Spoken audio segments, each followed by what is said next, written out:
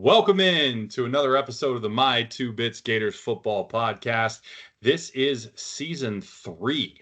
Unbelievably, season 3, episode 1, starting our third year. That is difficult to believe. I am one of your hosts, Ben, joined as always by your other host, Mr. Randy. Randy, how we feeling tonight, man? Season 3. Let's do this. What is shaking, my man? Season 3. Let's get it. The fall season is upon us. Gator football is coming up soon. Happy to be back with you for another episode, my man. Absolutely. Pleasure as always. Really enjoy doing this. It's been a fun journey so far, and looking forward to what 2025 is going to bring. Hopefully, some exciting stuff. I think we've got a good show here to get into and talk about the 2025 season preview. As we started off our first season with the season preview, that is why this will begin our third season. So let's get into it. Let's get it cracking. We got plenty to get through. A lot to cover. So with that, as always, we'll start things off with our mission, our accuracy disclaimer, our vision, and our agenda. Our mission is to provide factual analysis of all things Florida Gator football. Our accuracy disclaimer is that our information will be accurate to the best of our possible ability. We will cite our sources whenever we use them, and all statistical data either comes from ESPN or stats.ncaa.org, and recruiting data comes from on3.com unless otherwise noted. Our vision is to have unfiltered conversation around the product on the field, as well as recruiting and overall coaching decisions. Our analysis will be based on review of film, and while we will express opinion, that opinion should always be based in some form of fact. We will also evaluate strategy and tactics and discuss our observation of player personnel decisions, as well as on-the-field execution. All right, so our agenda tonight, we will have a very brief recruiting update, as we recently did a very in-depth recruiting update in episode 58. So if you want to hear more about recruiting, go back to that and listen. But Randy will run down a little bit on our current recruiting state since then.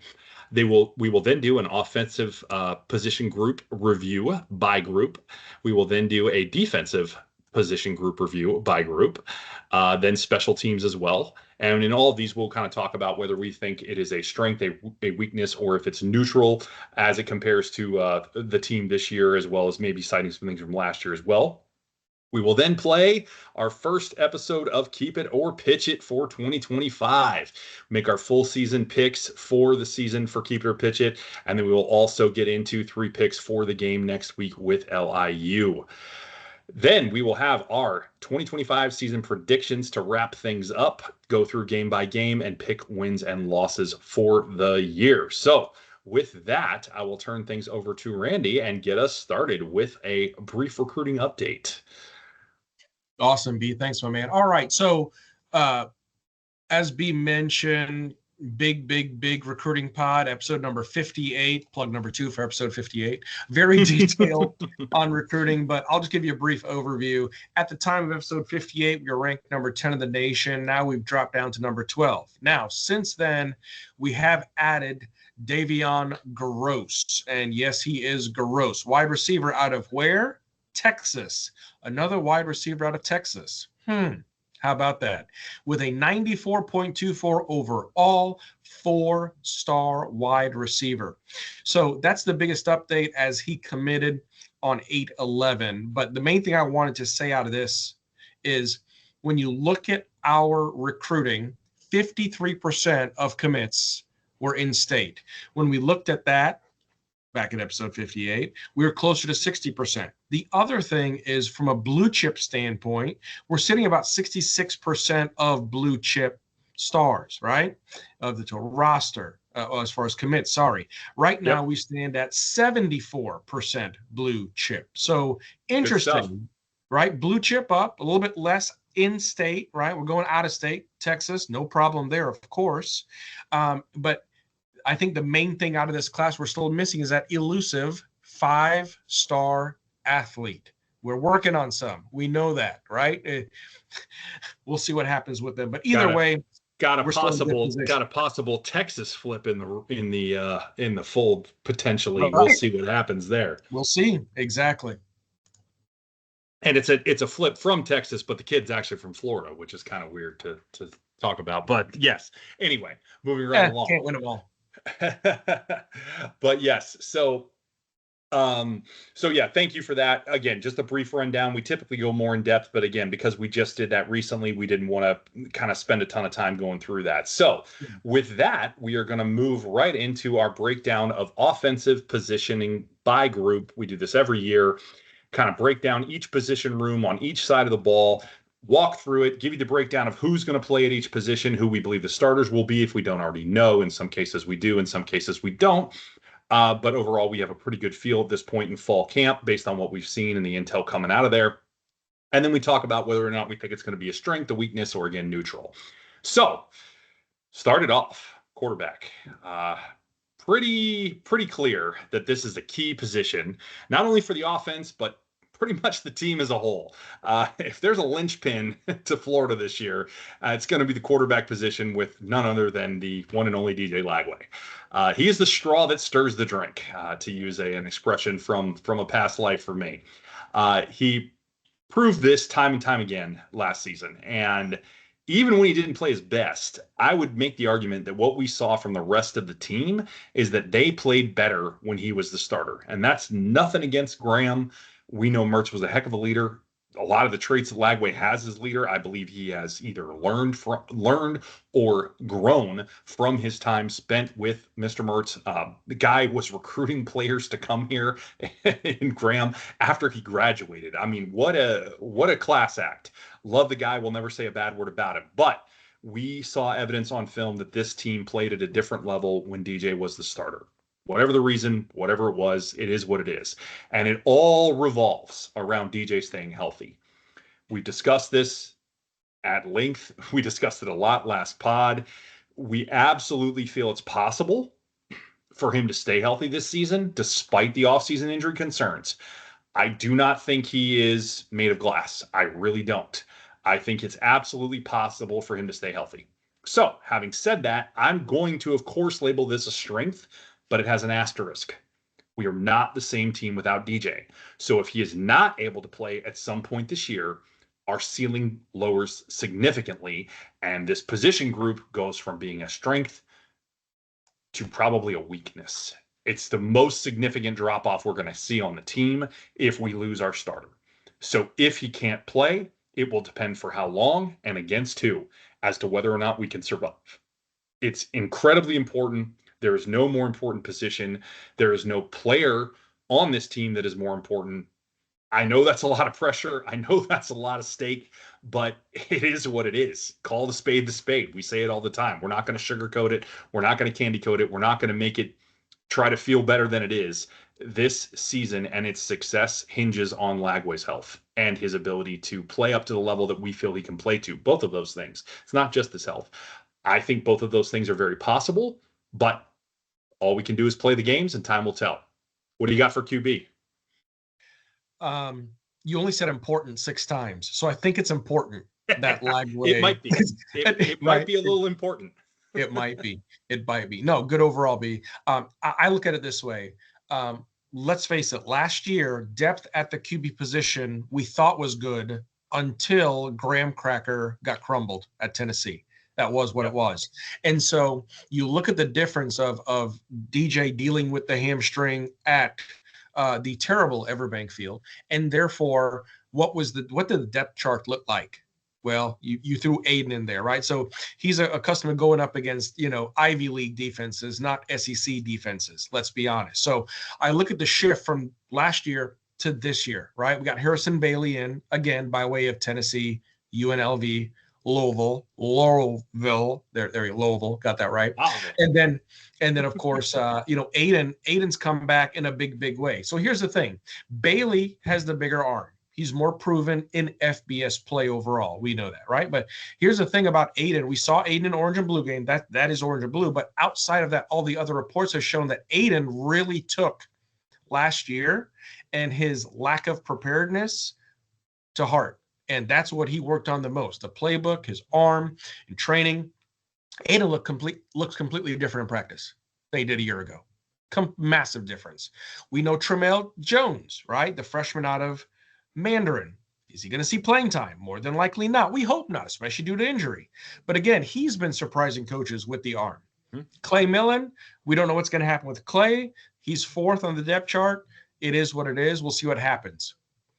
Fourth or a fifth. But at the end of the day, there's depth there that in layers, different layers and different facets that we didn't have last year. There's scar tissue that we have there that we didn't have last year, which brings me to the centerpiece, the focal point, the ultimate game changer, the X factor, DJ Lagway. We keep him healthy. We keep his jersey clean. And we give him, it's almost as what Graham did a couple of years ago. Graham came in, he was the field general. He did exactly what we needed him to do. If we can put DJ in successful situations with that arm, with the ability, but don't overexert and don't make him feel like he's in a position where he has to overexert or has to make the big play, the home run play. We need singles, we need doubles, we need triples. The occasional home run will do. That's what's going to be the difference there. And at the end of the day, QB still a strength for me, B. Yeah. I think when you have a top 5, top 10, whatever ranking you want to put on it, there seems to be a lot of variance out there, which is understandable, I guess, especially when you look at how unproven it is. But I think when you see that, you have to label this a strength when that's your starter and your guy that's projecting to play. So again, the talent drop off behind him, it is there. We know that. And I appreciate you spending the time talking about those guys behind him and how there has been some improvement in the offseason. And I think that's real for what it's worth. I don't think that the cliff we're going to fall off is going to be as steep. But make no mistake, it's still a cliff. It is a cliff. I will concur. Yeah, it is still a cliff. It just may not be quite as steep a cliff as what we were dealing with before. So I got no issues with calling it a strength, obviously, as we did. I think that's absolutely the truth when you have this much talent as your starter and the guy that's going to see the field the majority of the time.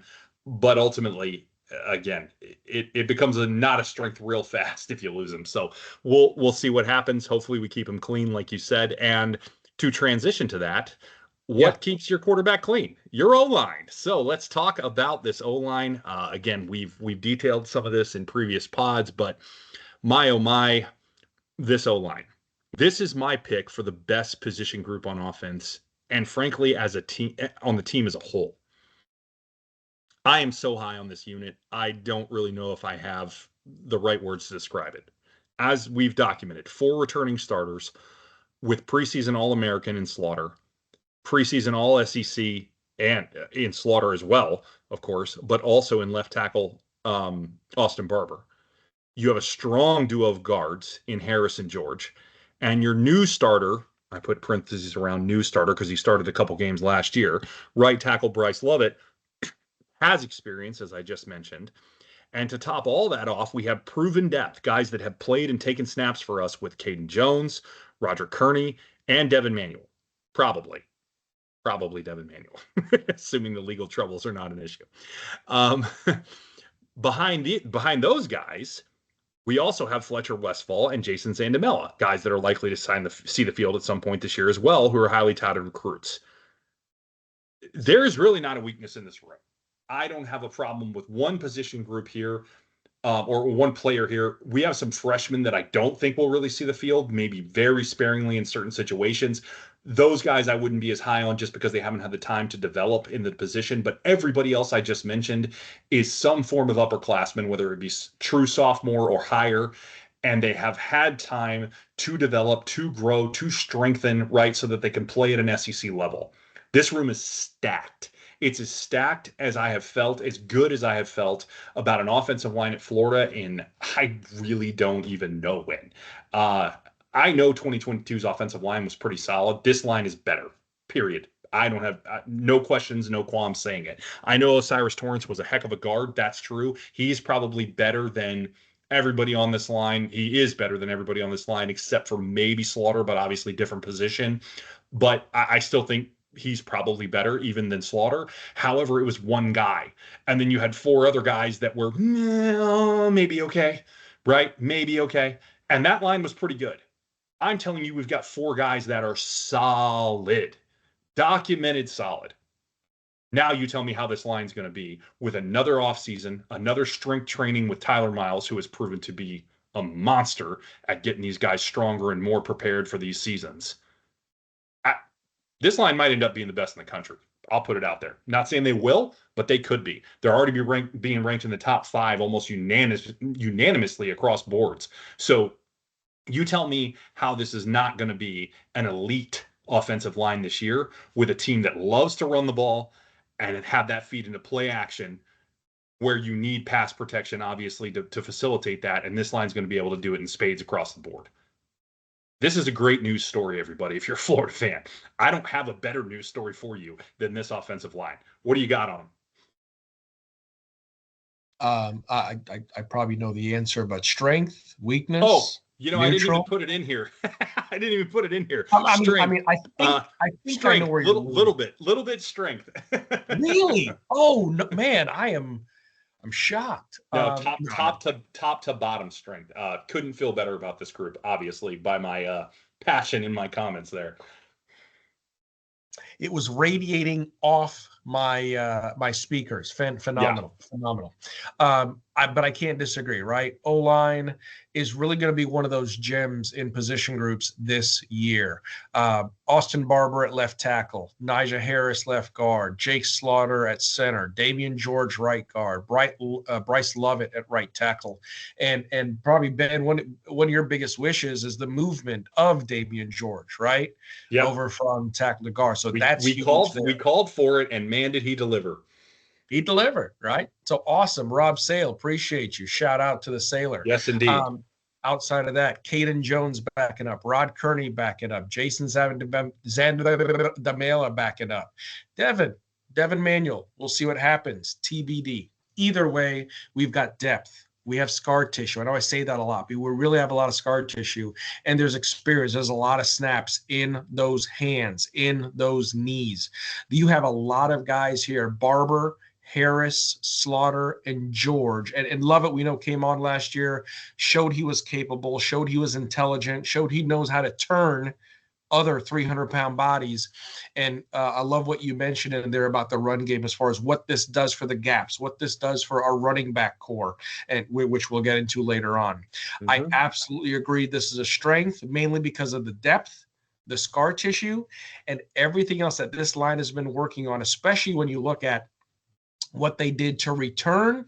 And I see them almost like the defensive line. I know we'll get there, but I see them as coming back united like glue to prove a point as far as what they can be in their full potential. Absolutely a strength of this position group. Yeah, 100%. And you do mention scar tissue a lot. And let's take just a second. In case somebody missed what you talk about with that, because I feel like you reference it a lot, but maybe we haven't actually talked about what you mean by that. Give just a 30-second breakdown of what you mean when you say scar tissue for those who might not be familiar with what you're saying there and why it's so important to you. See, so from a couple of reasons, right? When you look at scar tissue, I look at it from a couple different things. Scar tissue is important because it helps an area heal, right? It's a growth of tissue. So especially when I look at more particularly like me and my meniscus, right? I had to turn my meniscus, you get scoped, and typically what it's replaced with is scar tissue. And when you look at that, is the healing after an injury. So these guys, they've been beaten up, they've been pounced, they've been whatever the case might be. And over that time, it's just built up more fibrous tissue. So in their movements, in their muscle memory, in their brains from an intelligence standpoint. And so those are the things that I think make a huge difference when we talk about the continuity of a football team, and not just that the skill players, as we talk about with SEC football in the trenches, those factors make a huge difference. Absolutely. Great rundown. Thank you for clarifying that. I think it's important to call that out.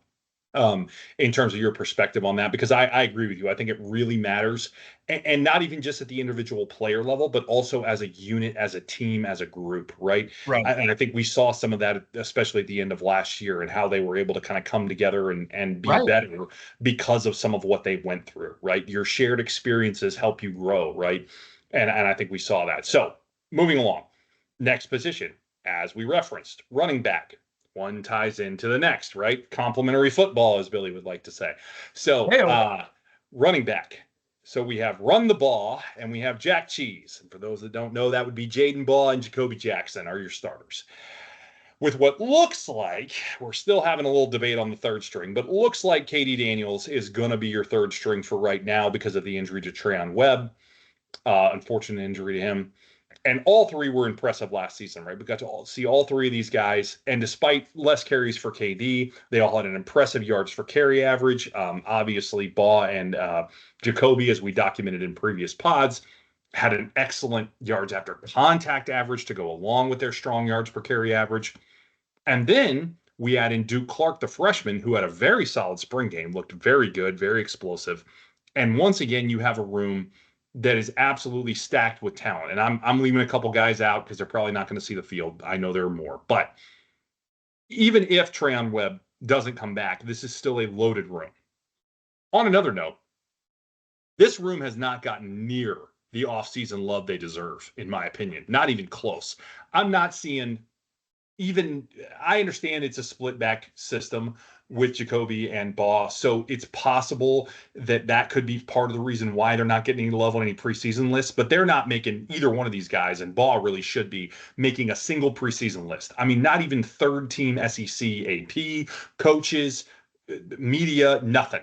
They're not on a single list as even a third team all SEC preseason. That's an insult. I can promise you Jaden Baugh is an all SEC running back on certainly the third team, and he might even be second team worthy. Maybe not first team because of the fact that he's going to split some time for sure, and I get that. But trust me, come the end of the season, I think you're going to be very, very pleasantly surprised if you're not already aware about how Mr. Jaden Baugh can run the ball.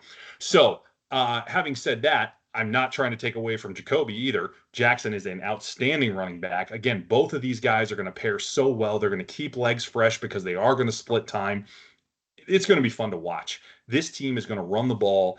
I'm going to go ahead and say, as well as Napier's been able to run the ball since he's been here, he loves to do that. It's part of his offense. I know Florida fans may not be crazy about that, but again, if we go back to, for this thing to work the way Napier wants it to work, and the way it can actually work as well as it possibly can, despite our issues, despite our concerns, for this thing to work as well as it possibly can work, and meaning that for Florida to have as much success as they can in the current system, not talking about deviating from it, but in the current system that we are in with Napier calling plays, it is crucial, absolutely crucial, that we run the ball effectively. So when you have an outstanding offensive line and you have really good running backs, it makes it easier to run the ball effectively. Don't be surprised if that doesn't lead to a more effective offense when you are able to do that in this particular system. This is a strength, hands down, no question. Very strong room, one of the best on offense, right up there with the O-line. I'm all in for it. Can't wait to see it. Watch out for the running backs this year. They're going to put up some numbers. What do you got? Yeah, couldn't agree more. And that, as far as what you're referencing, with regards to the number 3 spot, Treon Webb, in case those of you do not know, he underwent surgery for a ruptured right hamstring, right? So again, he could return in 4 to 6 weeks, could return. If he does, great. If not, no disrespect to Webb. I hope he recovers quickly, gets his strength back, all that good stuff. But I don't think he's going to be necessary in this group because of the degree that we have. Jaden, Jacoby, it's a law firm, it's a podcast, whatever the case might be. Baugh and Jack Cheese, these two were quite the tandem last season, okay? So last season, Baugh, 673 yards, 8 touchdowns, 7 rushing touchdowns, okay? Jackson, 509 yards, 7 scores. Yep.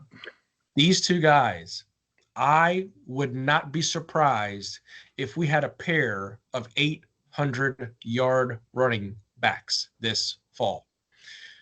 They're going to get the ball. They're going to see those lanes. And like you said, to complement the offensive line, they're going to create those gaps. They are going to not only help this offense and some of the flaws that we've discussed before with Napier's plan, but again, it is a run first offense. It's going to open up so many different things when you have these guys here. And like I've mentioned in the past, you've got to keep defenses, especially secondaries, on their heels. I have felt like over the past few years, secondaries have been on their toes, waiting for us. This fall, hopefully we can keep them on their heels. Outside of that, you've got KD Daniels.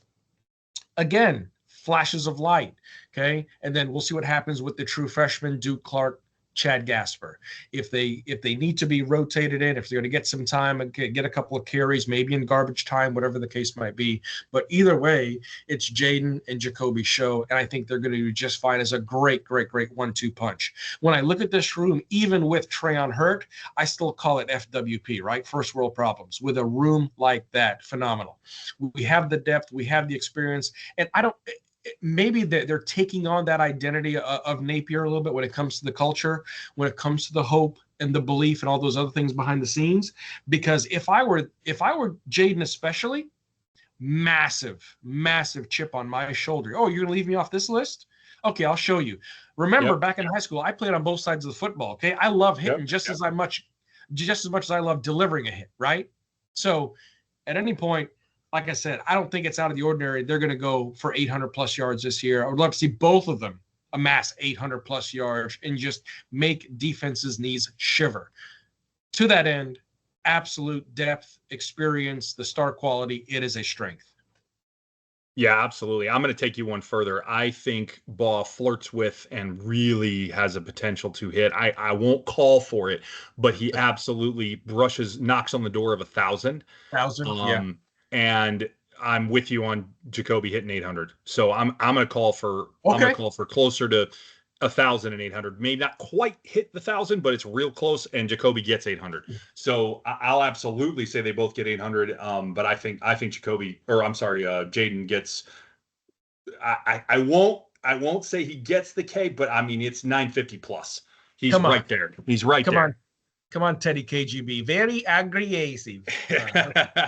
I'm really high on this room. And again, I'm really high on the fact that I think Napier is going to be able to lean into it the way he wants to, because his O-line is going to be there. That's the thing about it. Excuse me. All right. Next up, wide receiver. Ew. So I may surprise you with my take here. I will leave it at that. So, yeah, and we'll go from there. The talent at this receiver room is without question. There is really no question when you look at it. It's the best Napier has had. I will say it is the best Napier's had since he's been in Gainesville from a talent standpoint. You have multiple 4- and 5-star recruits on the roster. Again, depending on the service you look at, I don't care. I'm calling Dallas Wilson a 5-star. I'm going to tell you Trey's a 5-star because he got upgraded to it. Jermichael Sturdivant was a 4-star. Mizell was a 4-star. BB3 is a 5-star. Again, yes, on some he's a 4-star. I don't care. They're 5 stars. Yes, I'm maybe picking and choosing different services, whatever. If they were 5-star on ones, good enough for me. So multiple 4 and 5 stars on this roster, as I mentioned. Immensely deep room. Your likely starters are Trey Wilson, Jermichael Sturdivant, and I believe Aiden Mizell, but it depends on Dallas Wilson's health. We found out yesterday he will be back for game 1. I don't know that he will be starting game 1 because of the injury. It's hard to say. And I don't know how, as the season goes along, what plays out. Does Dallas become a starter? He looks good enough to start as a freshman, which is pretty mind-blowing, but the kid is next level. If he doesn't start, he will have opportunities, and certainly Mizell will as well. BB3, of course, for Neil Brown III will definitely see time, especially with all the buzz around him at camp. And Nashawn Montgomery, who has been debatably, from what I'm hearing, the best hands at camp. Phenomenal hands on this kid. He catches everything. And he can also obviously run, another 4-star. All these guys, I think, have potential to see the field significantly during the season. And this is why I want to see more than just 2 or 3 wide receiver sets. But we'll get what we can. Hopefully it's more 3 than 2, and we'll go from there. We'll talk more about that later. However, we do not have the experience at this position that we do with other groups on the roster. Therefore, I'm going to go conservative here. more conservative than I would normally, and I'm only going to go neutral, which is crazy. It's absolutely nuts with the talent in this room. But I don't have any real proven production outside of Trey and a little of JaMychal on another team and flashes from Aiden. I can't call that a strength. I can't do it. I can't call it a strength in good conscience, even though the talent meter is off the charts, the speed meter is off the charts, the physical attributes, right? It's like picking Anthony Richardson at fourth off nothing but measurables, which is what the Colts did, and now they benched him. You can't just pick off measurables. You have to see some kind of production that justifies the talent that you have on paper. So because of that, I'm going to go neutral. However, the upside for this being an absolute strength plus category by the end of the year is 100% there. But for now, I'm neutral. Prove me wrong, boys. I want to be proven wrong. I want this to be a dynamite room. But for now, I stick with neutral. What do you got? Wow. Okay. I'm jazzed up tonight. Can you tell? Yeah. No, it's good. It's good because I actually have a similar take, oddly enough. Interesting. But I have a different terminology for it, and I'll get there. All right. So Trey, again, for those of you who don't know, he had off-season hip surgery, but that was a congenial deal, right? It was a genetic deal. It wasn't. Yep. It was lingering, and it was what it was. He should be back to full strength. JaMychal Sturdivant, we'll see what he's got to offer. He's got size, he's got length, he's got reach, he's got a circle, he's got range. Aiden Mizell, wiry, toothpick thick, right? So those are going to be exactly, right? Good hands, speed. And then we've got Vernell Brown III. We've got Tank Hawkins. We've got Nashawn Montgomery. Dallas Wilson. He'll be back for LIU. Will he be at 80%, 70%, whatever the case might be? Doesn't matter. It's funny when you look at JaMychal and Dallas next to each other, very similar from a size and range factor. But I'll tell you what, Dallas Wilson just absolutely awed at the orange and blue game and has continued to awe in camp. Cannot wait to see him take the field. Now, having that been said, talent, yes, jumps off the charts. B, I can't disagree with you. Probably the most talented wide receiver room Napier has had that we've seen, not just Napier, but here at University of Florida in a number of years. Depth, not as much. Okay. The depth I worry about as far as those reps, the amount of time that they've had on the field. Trey, we know the talent, right? But at the end of the day, look at how much time he got on the field last year prior to injury. Okay. Yep. JaMychal Sturdivant, West Coast, UCLA, completely different system. I know he goes from one Jordan school to the other Jordan school, but that's about the only similarity. Okay. You're wrong. Right. So it is what it is there. Aiden, love Aiden, great kid, great speed, great body type, but he's got to stay healthy. Okay. Tank, lightning quick, got to stay healthy. Vernell, okay, twitchy. We'll see what happens. Look, isn't it interesting? We've got Vernell Brown III, Trey Wilson III. We have a Trey Wilson. We have a Dallas Wilson. We have Wilsons and thirds all over the place. Unreal. Nashawn Montgomery. You want to talk about law firms, baby. Exactly. Nashawn Montgomery. You want to talk about hands for days? Nashawn Montgomery. Okay. Yeah. I don't know what he puts on his hands. Maybe it's that solution that the guy from the Replacements, Orlando Jones, put on his gloves. I don't know. Exactly. I want to say that's now two, for those that didn't know the wiry reference, that is two Replacements references in this segment. I love it. Exactly. Well done. So having that been said, I want to say it's a strength because if you just look at the paper, it's a strength.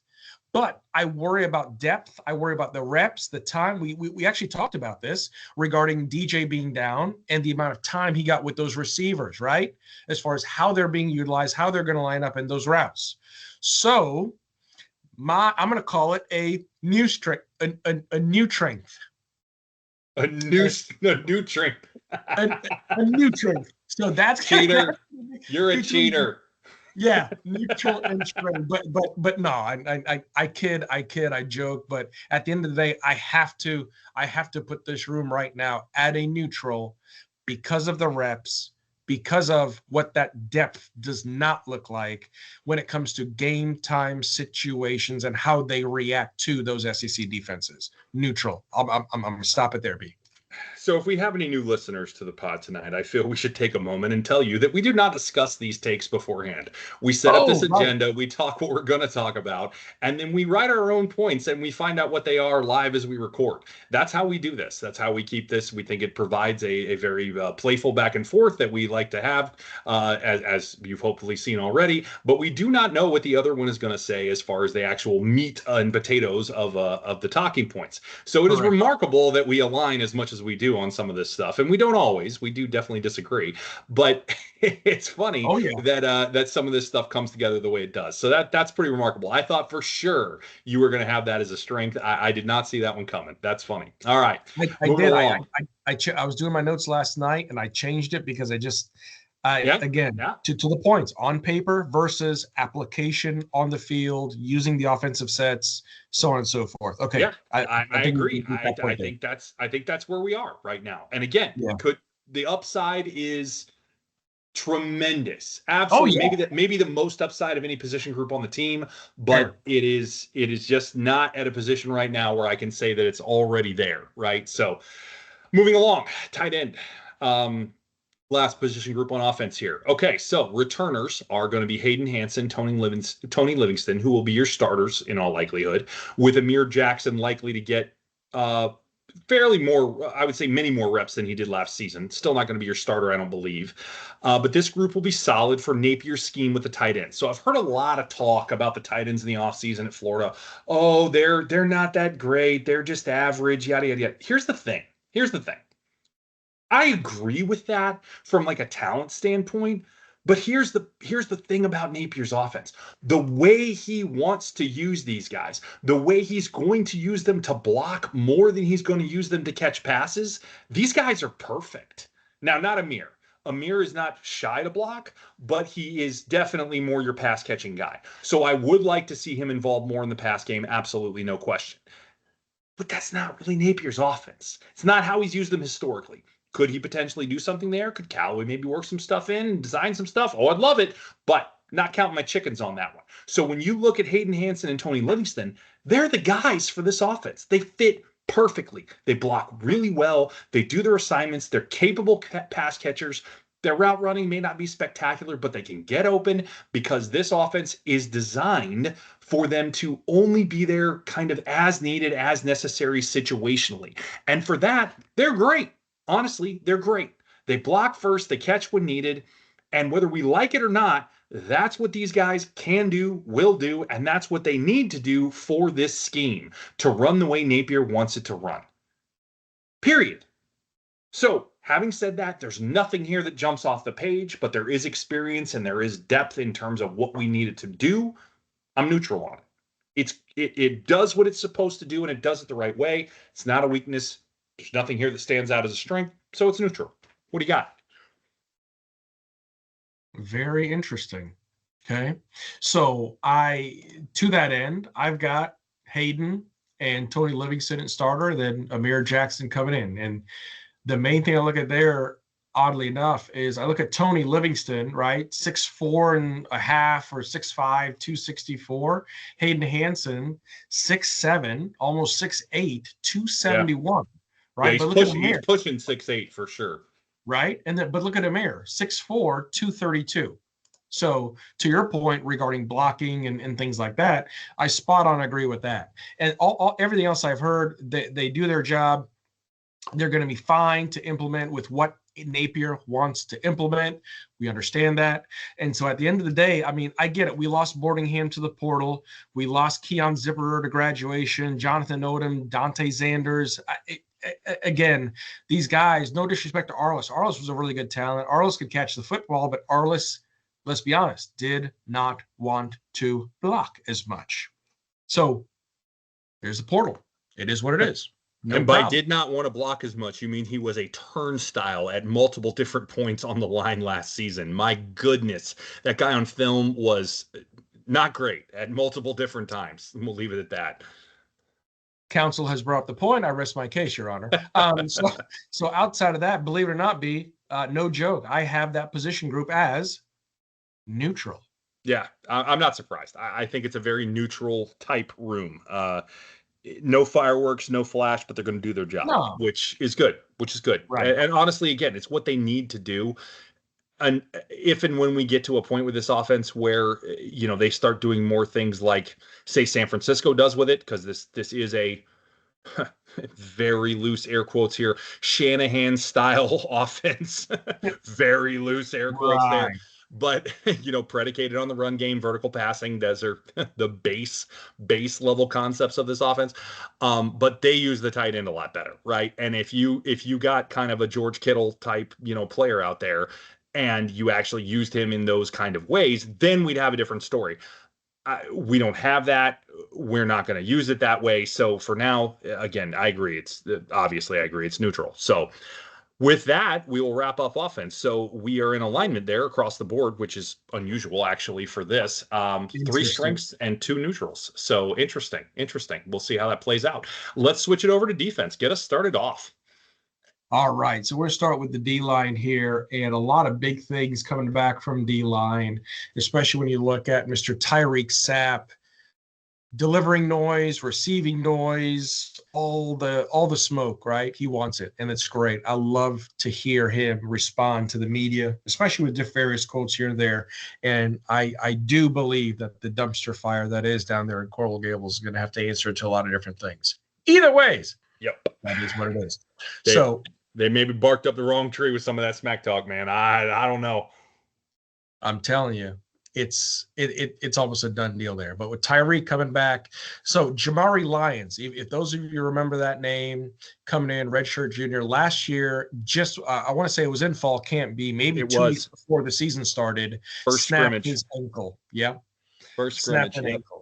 So he's going to be back. Jamari was a big get back in the day. So he's going to be ready to go for this season at your nose spot there. And then you've got Caleb Banks, redshirt senior.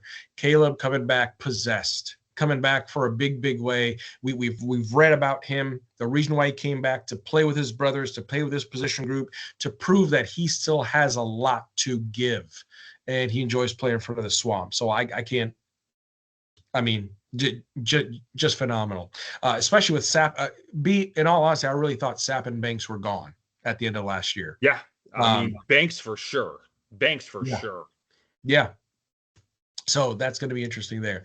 And then in that edge position, we've got George Gums. Oh boy. Can't wait to see what he unleashes this year because, of course, a little bit banged up towards the end of last season.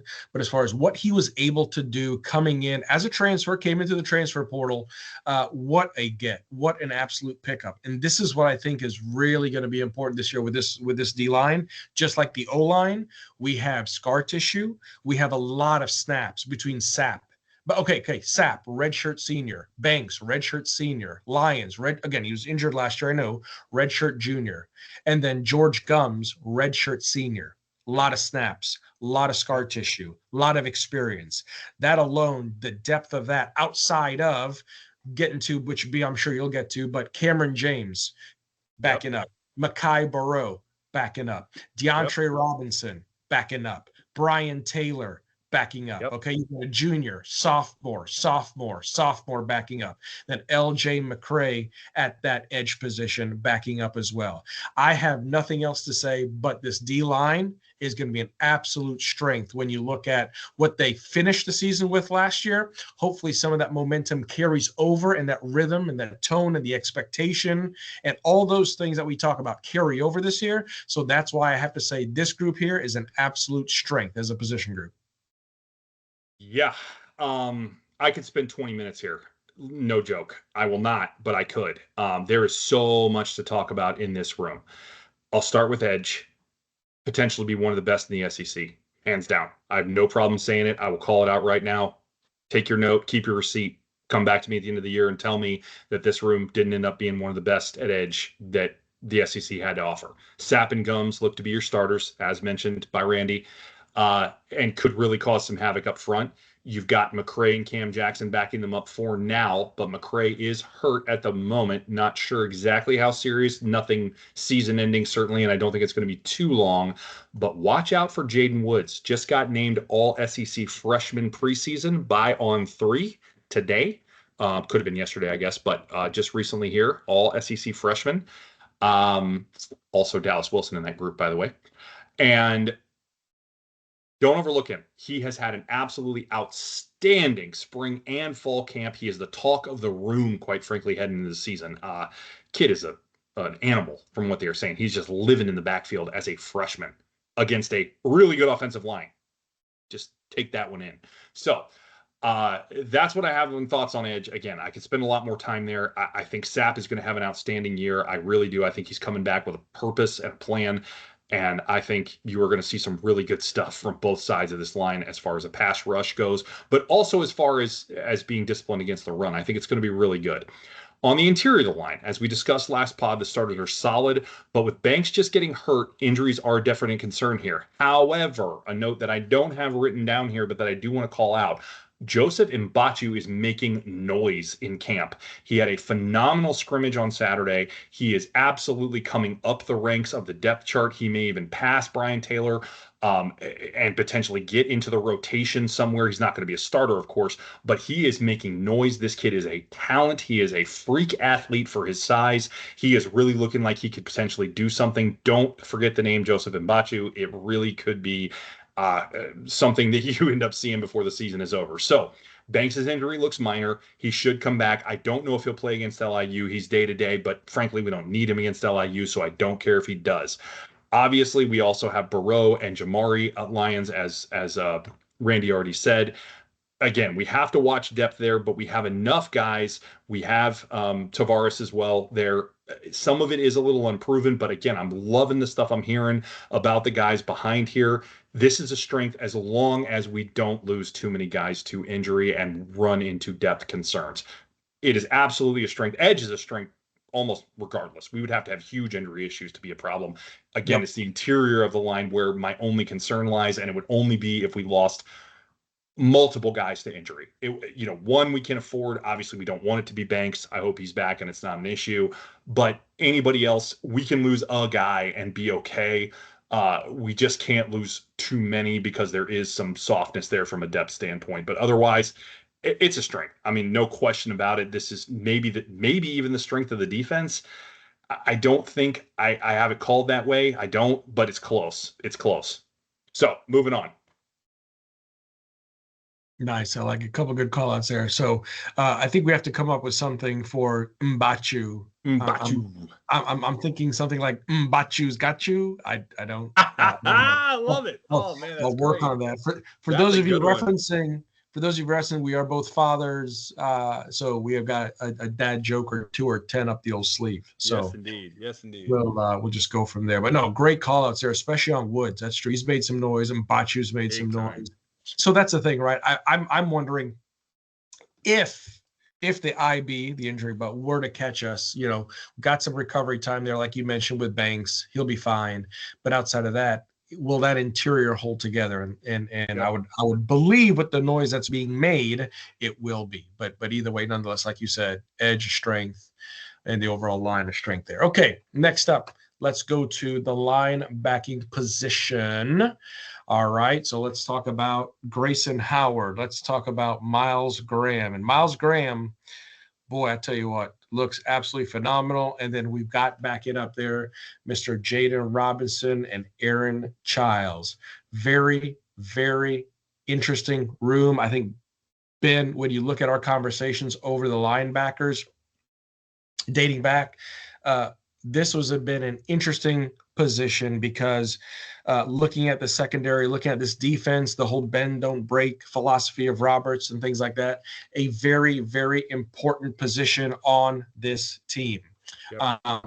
We've got scar tissue between Grayson and Graham, even though Graham's a sophomore, Grayson's a sophomore. Aaron Childs, a true freshman, but Aaron has proved to be improving leaps and bounds. So outside of that, when you look at this group here, a lot of unique things coming with the group. But to that end, I'll just summarize for me, compared to what it looked like last year and some of the injuries, and this year, the scar tissue, the growth, things like that, I would have had it at a neutral, but I'm going to move it to a strength. I changed it last night. I'm going to move it to a strength. What do you have at linebacker, B? Interesting. So I'm actually highest on this room on anything on the defensive side of the ball, believe it or not. Okay. We effectively have 4 starting SEC caliber linebackers in the room. I don't care who starts. I really don't. It can be Graham, Howard, Robinson, Childs. I don't care. Pick 2, go. We're good.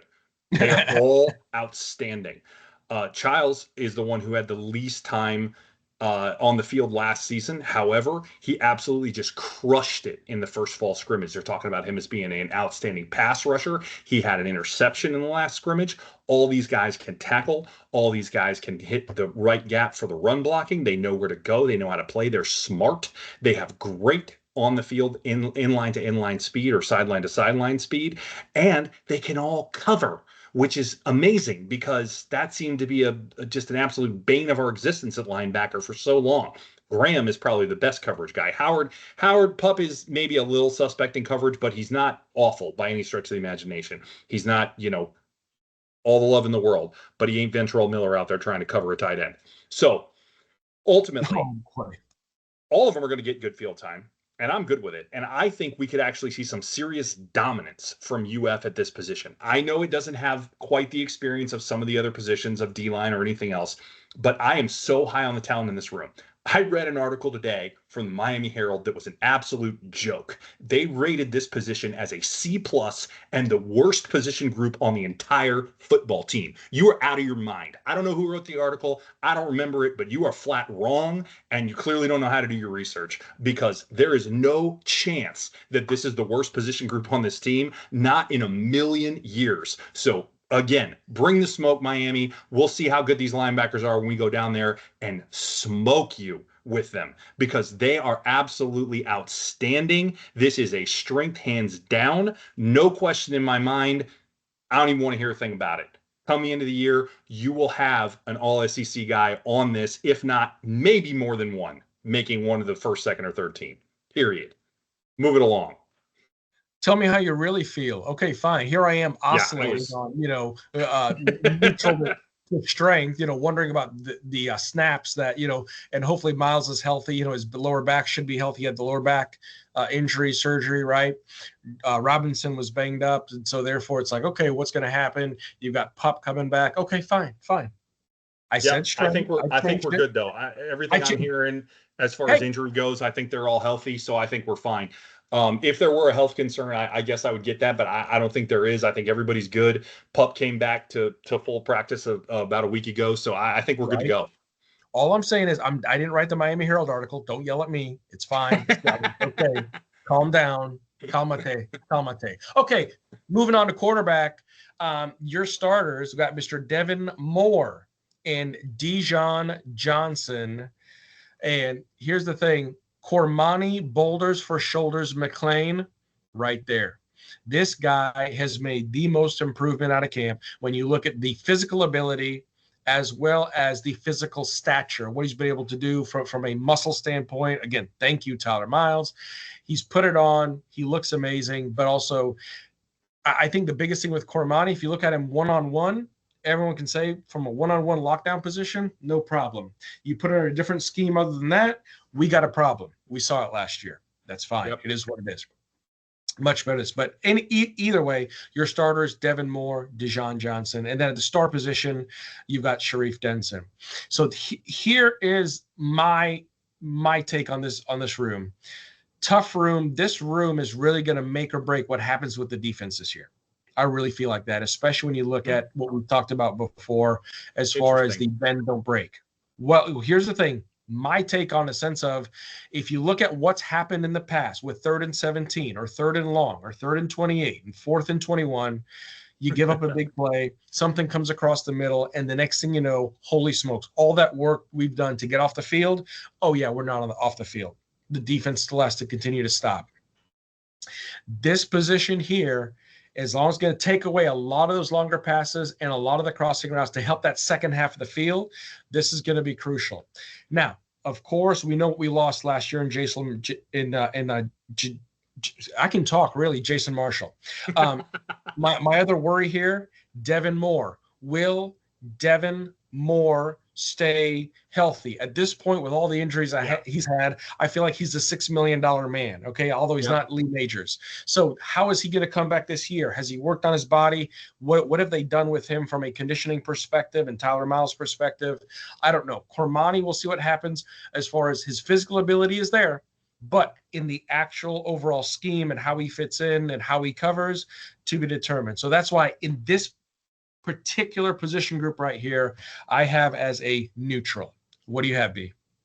Interesting. All right. So, yeah, Devin Moore got the prosthetic arm that they thought went to DJ. So yeah, for those that get that joke about what he said at media days. Wow. So Wow. The starters in this group are as good or better than last year's team. I'm actually going to go ahead and say that. I think Devin Moore is actually a better cover corner than Jason Marshall was, or can be a better cover corner than he was. And this is his contract year, as we talked about with Jason Marshall last season, right? This is the year where he goes and gets his NFL contract based on his play. And either Cormani or Dejon Johnson will start opposite of him. Looking like it might be Cormani from what I'm hearing. He's really showing out at camp, as you mentioned. Very, yeah. Then behind, obviously, you have Dejon, assuming it is Cormani or vice versa, whichever. And then the freshman Ben Hanks could absolutely see the field, along with potentially Jameer Grimsley, depending on how health pans out and depth needs and so on and so forth. If we look at star, Aaron Gates is back to full practice, which is huge. Puts us 3 deep there with Sharif Denson, who is probably the starter, as you mentioned, though it could be close with Gates, man. Gates played really well in the second half of the season, is a little suspect in pass coverage at times, but he also did play well at times too, so a little hard to say. I do think Sharif is the better pass defender, though, clearly, when you look at it overall on film, and then Josiah Davis can play there as well at the nickel. All of these guys have shown a position to play this. I do see Gates as being kind of the most explosive guy back there, as being able to make the most plays. But again, he also can, I wouldn't say make the most busts, but I've seen him make more mistakes. I think Sharif is your most solid all-around guy there. Just needs to be a little bit more sure as a tackler, and hopefully that's something that can develop here. So overall, I'm actually going to put this one as a strength. I think we have enough depth, enough talent, enough experience here that I'm going to call this a strength for this particular room. It is a position where we have shown that we get good play out of our corners. We've gotten pretty good play out of our nickel since Billy has been here, once Trey Dean was off the field. And I think I'm willing to say that these guys have been pretty good in terms of what I've seen from them from a coverage standpoint. Be interested to see how they get coached differently now that Darren Wilson is the coach versus position coach Will Harris, right? Will Harris. Yes, thank you. Just went out of my head. Since he went down south to Miami, we'll take care of that vengeance as well. Going to be a lot of revenge in that game. A lot of revenge. It's going to be just a lot of anger. But ultimately, I do have it as a strength. I could be wrong. I might be going out on a limb here. I don't hate your neutral take. It could be neutral too, but I think it's Devin that's got me there. And if he gets hurt, yeah, again, that could change it. But I think he could really just be an absolute lockdown, shutdown corner this year, and that's probably why I have it as a strength, I think. And folks, that just goes to show we do not share notes before the recording, and this is live. We finally disagreed. So there you go. yeah. Screw you too. No. We might disagree again here, just so you know, on this next one. That's fair. And folks, for the record, I think one of the things that I had mentioned to be offline was this defense. And the things that Ron Roberts is trying to do, the things that Sinceri is going to come in and try and do, the scheme, the methodology, all those things behind it. It's up front. We feel the most confident in, and it's at secondary, behind the field when you look at what's going to happen after the line of scrimmage when it comes to limiting explosive plays, limiting busts, things of that nature. That's where this secondary is going to make the biggest difference for this defense. Which they did last year, for the record, right? We did a good job of limiting explosives last year, right? We gave up the stuff underneath last year. That was the difference as opposed to the year before. So, I mean, I think I have faith in limited explosives. It's just a question of what does it look like as far as your underneath coverages, right? And I think that's the question mark. So anyway, moving along. Well, it's that, and obviously, if it's one of those things where you're giving up 7 yards here, 8 yards here, 9 yards here, 6 yards here, and that offense is continuing to march down the field on Yep. you, it'll death by 1,000 cuts, right? Okay, Exactly. Exactly. Anyways, right to that end, let's go over to the safety room, right? Yep. As far as the safety room goes, you have Mr. Bryce Thornton, who had a phenomenal year, especially at the end of last year. Bryce Thornton, I'm just going to say this, looked like a different player. Yes, he did. Just Agreed. Talk about a 180. Yep. Who are you and what have you done with Bryce Thornton? I think he's an alien. Somebody call Men in Black. Okay. Anyways, this year, he's a junior, plenty of scar tissue there. He's your starter. Okay. More than likely going to be backed up by Drake Stubbs. Interesting there. So then, I got some different intel on that today. I think it's actually going to be Laganza. Fair. Well, see, and that's the other thing too. I've got Castells back there, and then you've got Laganza back there, and also Michael Caraway. Yeah, right? I think Caraway and Laganza are going to be backups from what I just read today, and I would have had that different until today, but I just read it before, so I think it's going to be Caraway and Laganza as your backups. There you go. Late breaking news, right? So so Thornton, Castells, your definite starters. Then Laganza, Shady Hayward. What a nickname. And then Michael Caraway Jr. can back up. So we'll see what happens with this safety room. We need Bryce to stay healthy. Jordan. So here's the thing. Probably out of all these players, Jordan Castell, we've seen him. Okay, B, I'm not going to speak for you. I've seen Jordan make great plays, and I've seen Jordan forget how to play. And so having that been said, given the scar tissue he has, you would think it'd be better, but I don't know if Jordan's going to pull it together this year from that entire perspective as far as what he does in coverage, what he does to put his position group in the best position, no pun intended, to succeed. That's my biggest delta for this entire group, and that's why I have to put it as a neutral. All right, I'm going to leave it there. B, we are gonna disagree. So you had. I want to point out that you had no weaknesses, not one, and that's okay because that goes to show how talented this roster is on paper. I don't fully disagree with you. I am going to have one spoiler alert. It's coming right now. But I'll back it up here, and it will be my only one. So again, I think a lot of talent on paper here. You had one more neutral than I did. Yeah. Well, I guess two more now, but and I had one more strength than you did, but now I'm going to have a weakness. So I think overall a ton of strengths, a lot more strengths than anything else. And again, it just goes to the talent that this roster has on paper, along with the returning production that this roster has. Right? You combine those two things. We had a pod 2 years ago, a year and a half ago, maybe, where we talked about that the problem we felt with this team, especially defensively, was that they had a ton of talent, but that talent didn't have experience, and that the guys with this experience weren't as talented. We talked a ton about this, and we just said, if we could just get that talent with that experience, guess what? We're there. We have talent that has experience now. It's exciting. It's exciting time. So let me break down the safety room here. Castell and Thornton should be your starters, as you mentioned, and should show improvement. Now, to your point, Thornton was on point at the end of last year, and Castell was much better at the end of last year. Last 2-3 games, Castell was much better. Sure. Boy, he wasn't better to start the year, but he was better the last 2 or 3 games. I like the move in the fall to move Caraway over to free safety. He was going to be a corner. They moved him over. We need more depth here. I like it. It's a good move for both depth and experience, right? It's a good thing to do because otherwise you're going to be backing up these guys with 2 true freshmen, talented, but 2 true freshmen. Don't love that at safety. It's not the best thing to do, right? We played we played Castell and Thornton as freshmen at one time. Didn't always work out that well. Right. So probably a good move to move Caraway over and get him at free safety. I think that's smart. Right. So I have some concerns regardless, not just because of depth, but also because of things we've seen in years past. I called for this to be neutral with the potential to be a strength last year. With Sinceri as the new position coach, I have hope that this is a neutral or even maybe improves some from year to year and could even be strength. I don't know about that, but maybe. I'm pushing it there. I'm pushing it.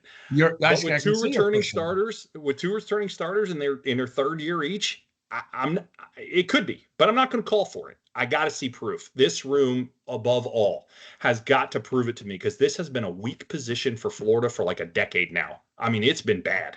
Honestly, it's been bad for a long time. It's been a really long time since we've had especially two good safeties. I would love it if we could, but we have depth concerns, as I already mentioned.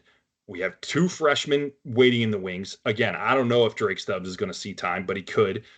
As you mentioned, Shady Hayward is going to be a backup in all likelihood. Very young.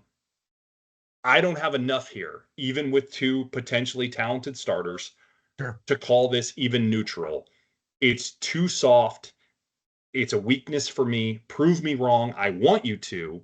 This room needs to be neutral for this defense to be effective, and maybe even needs to lean towards a strength for this defense to be really effective. I don't have it there right now.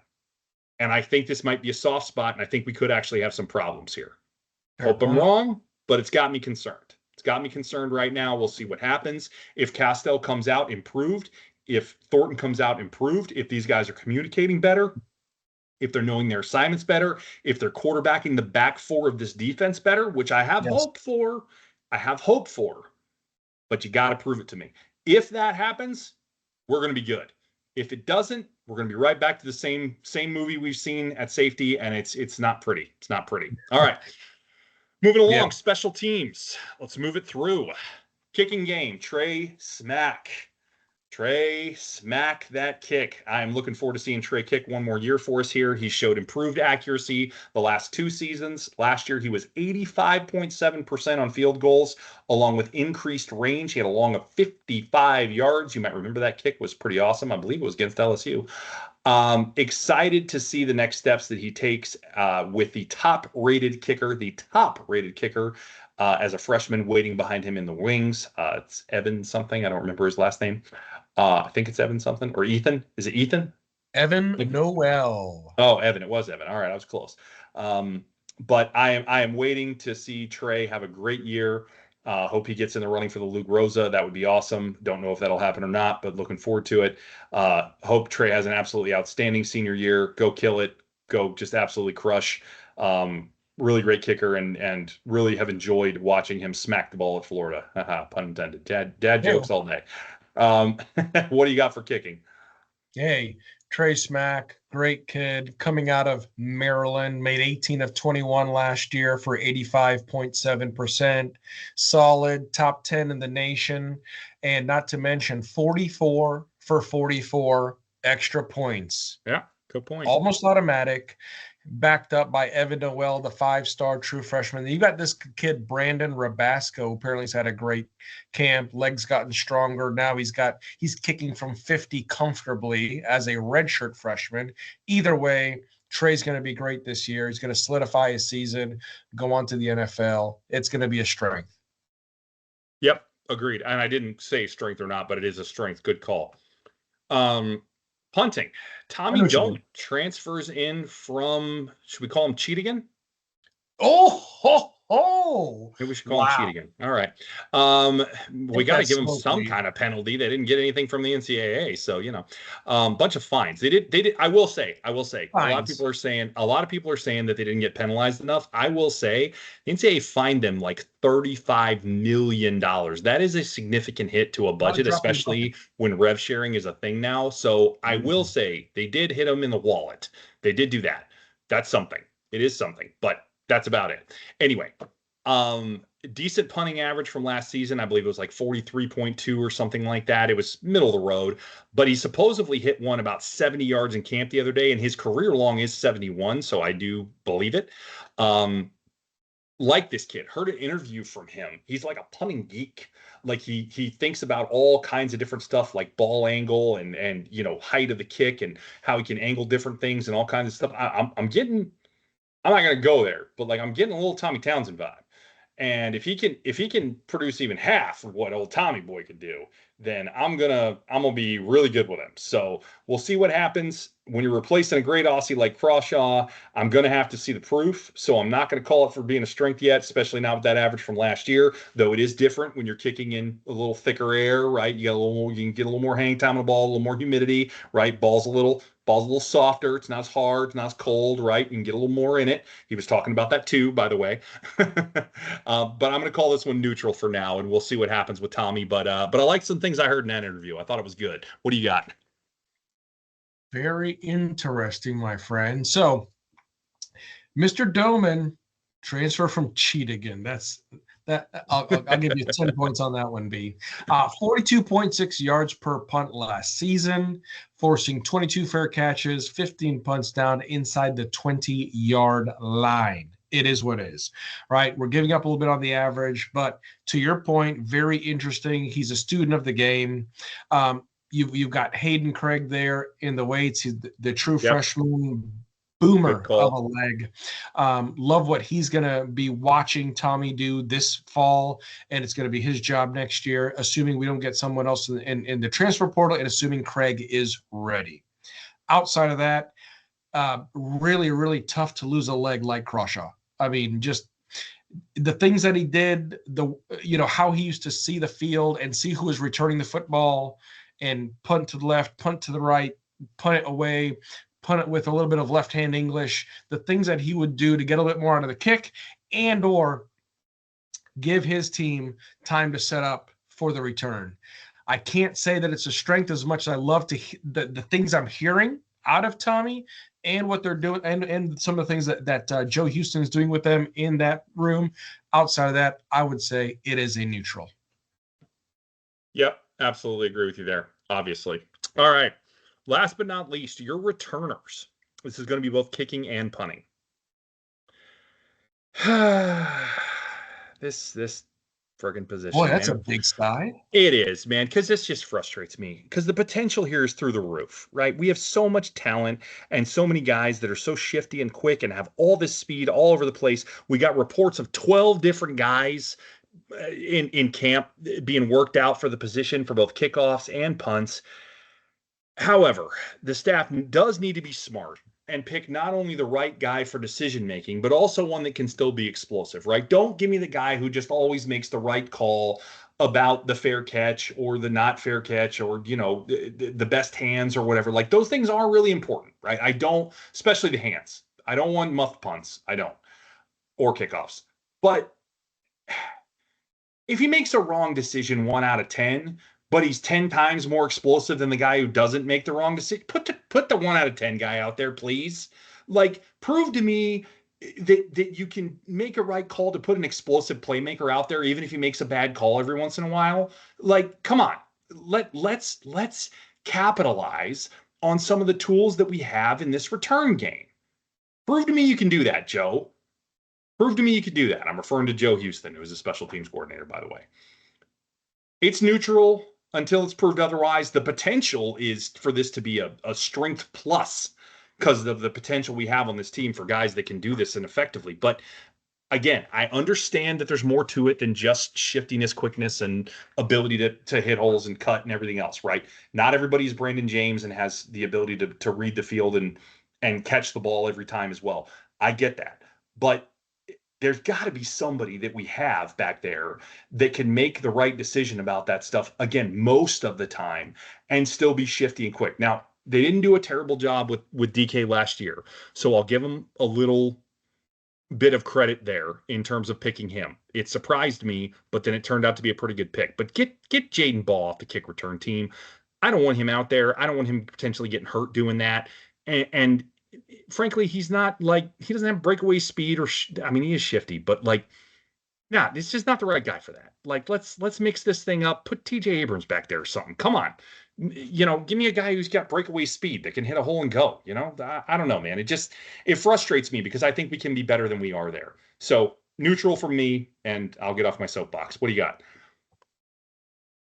I think you still had more to say. But no, I'm good. But it's fine. In an article read this afternoon at about, 5-something p.m., the main returners, right? So we're going to say punt returners, Tank Hawkins and VB3, Vernell Brown, are favored. You make my day if that's what happens. You make my day. Allegedly, it was either a Gator Country article. I'm trying to find it, but I cannot find it. But Vernell Brown, Tank Hawkins are favored. However, to your point, Jaden Ball is the primary option at kickoff. So I don't know there. I mean, it was interesting. There was a running back years ago, the name that I will not say because he went to a rival school. We used him at kickoff. It was what it was. I'm not sure if that's just a thing that we do with this coaching staff, but to that end, you've got it as a neutral. I've got it as a strength. I consider a strength because of the FWPs we talked about earlier, the first world problems, especially looking at the wide receiver core, looking at the running back room, things like that, because of the amount of skill that's there, the amount of talent that's there, the amount of speed that's there, quite frankly. Yeah. I can see why you're putting as a neutral, right? We want to get the right guy out there, not just right from a decision standpoint. Hey, should I fair catch this? Hey, should I go left? Should I go right? I'm surveying the field, but also, let's face it, man, speed kills. And so get the guy with the wheels in there, drop it in gear, and go. So, but I do have it as a strength, and I see why you would put it as a neutral. No problem. Yeah, and I didn't have that intel on Hawkins and VB3, and that does make me feel better about punts anyway. But the Jaden Ball thing is just, sure. I don't get it. I will say you get a lot more punt returns than you do kick returns, right? So that is something, and I do like that. I do like that on punts. That would be great if that's who we're dealing with. I'd love that, actually. Those would be my picks, really. Those would be the guys I'd pick for that. So that's awesome. So we'll see what happens there. And to that end, we will get to that topic here in just a moment. As we go through and play Keep It or Pitch It. Hey, so, for those who might be new to listening or haven't listened to us since last season, Keep It or Pitch is a little game we play. We play it every week during the season for the individual games we play the next week, but we also play it during our season preview for items we want to pick for the 2025 season. So here we go. Let's get into it. Keep It or Pitch It. We will make 5 different statements for the season, and then we will then make our picks as to whether or not the Gators will or won't. Sometimes it's an over-under, whatever the case might be.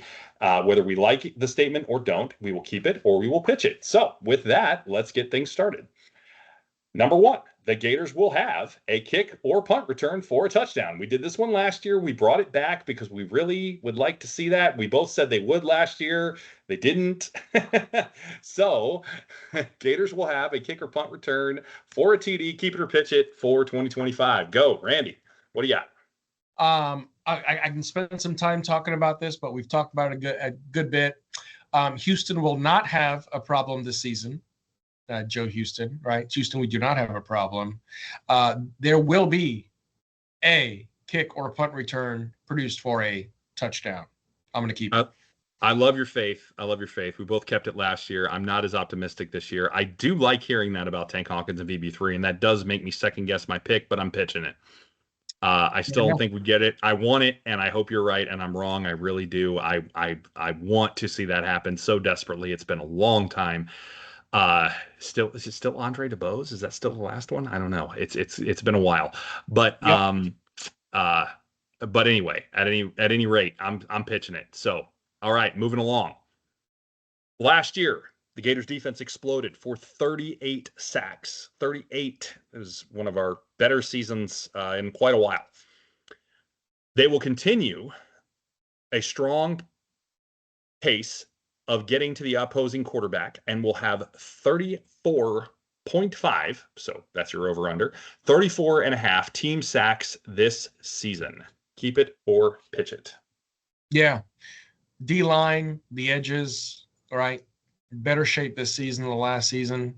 The scar tissue we discussed, and I suspect they're going to start off basically where they left off last season. Not to mention, we are seeing a lot of shakeups along the offensive lines in some of that SEC competition to be discussed. I'm keeping it, B. Yeah, I'm right there with you. As high as that was on that D-line room, if I didn't keep this one, I'd be an outright hypocrite. So yeah, I'm keeping it. I think we do get this done. Now we did pick this number. You may note that it's lower than what we had last year, but last year's total was pretty out of this world. I'd have to go back and look. It was actually hard to find like past season sack stats when we looked at this a year ago, but we called for 29 last year, and midway through the season, we were pacing to miss it, just so you know. Miss it by 1, but we were pacing to miss that 29 number. So just for a little context as to where we're coming up with this number. So 34.5 is not like some low number just because we hit 38 last year. 34.5 is a stout number. So I think we do surpass it. This edge room looks nasty, and I think we're going to get there. All right, number 3. Under Billy Napier, there is absolutely zero statistical evidence.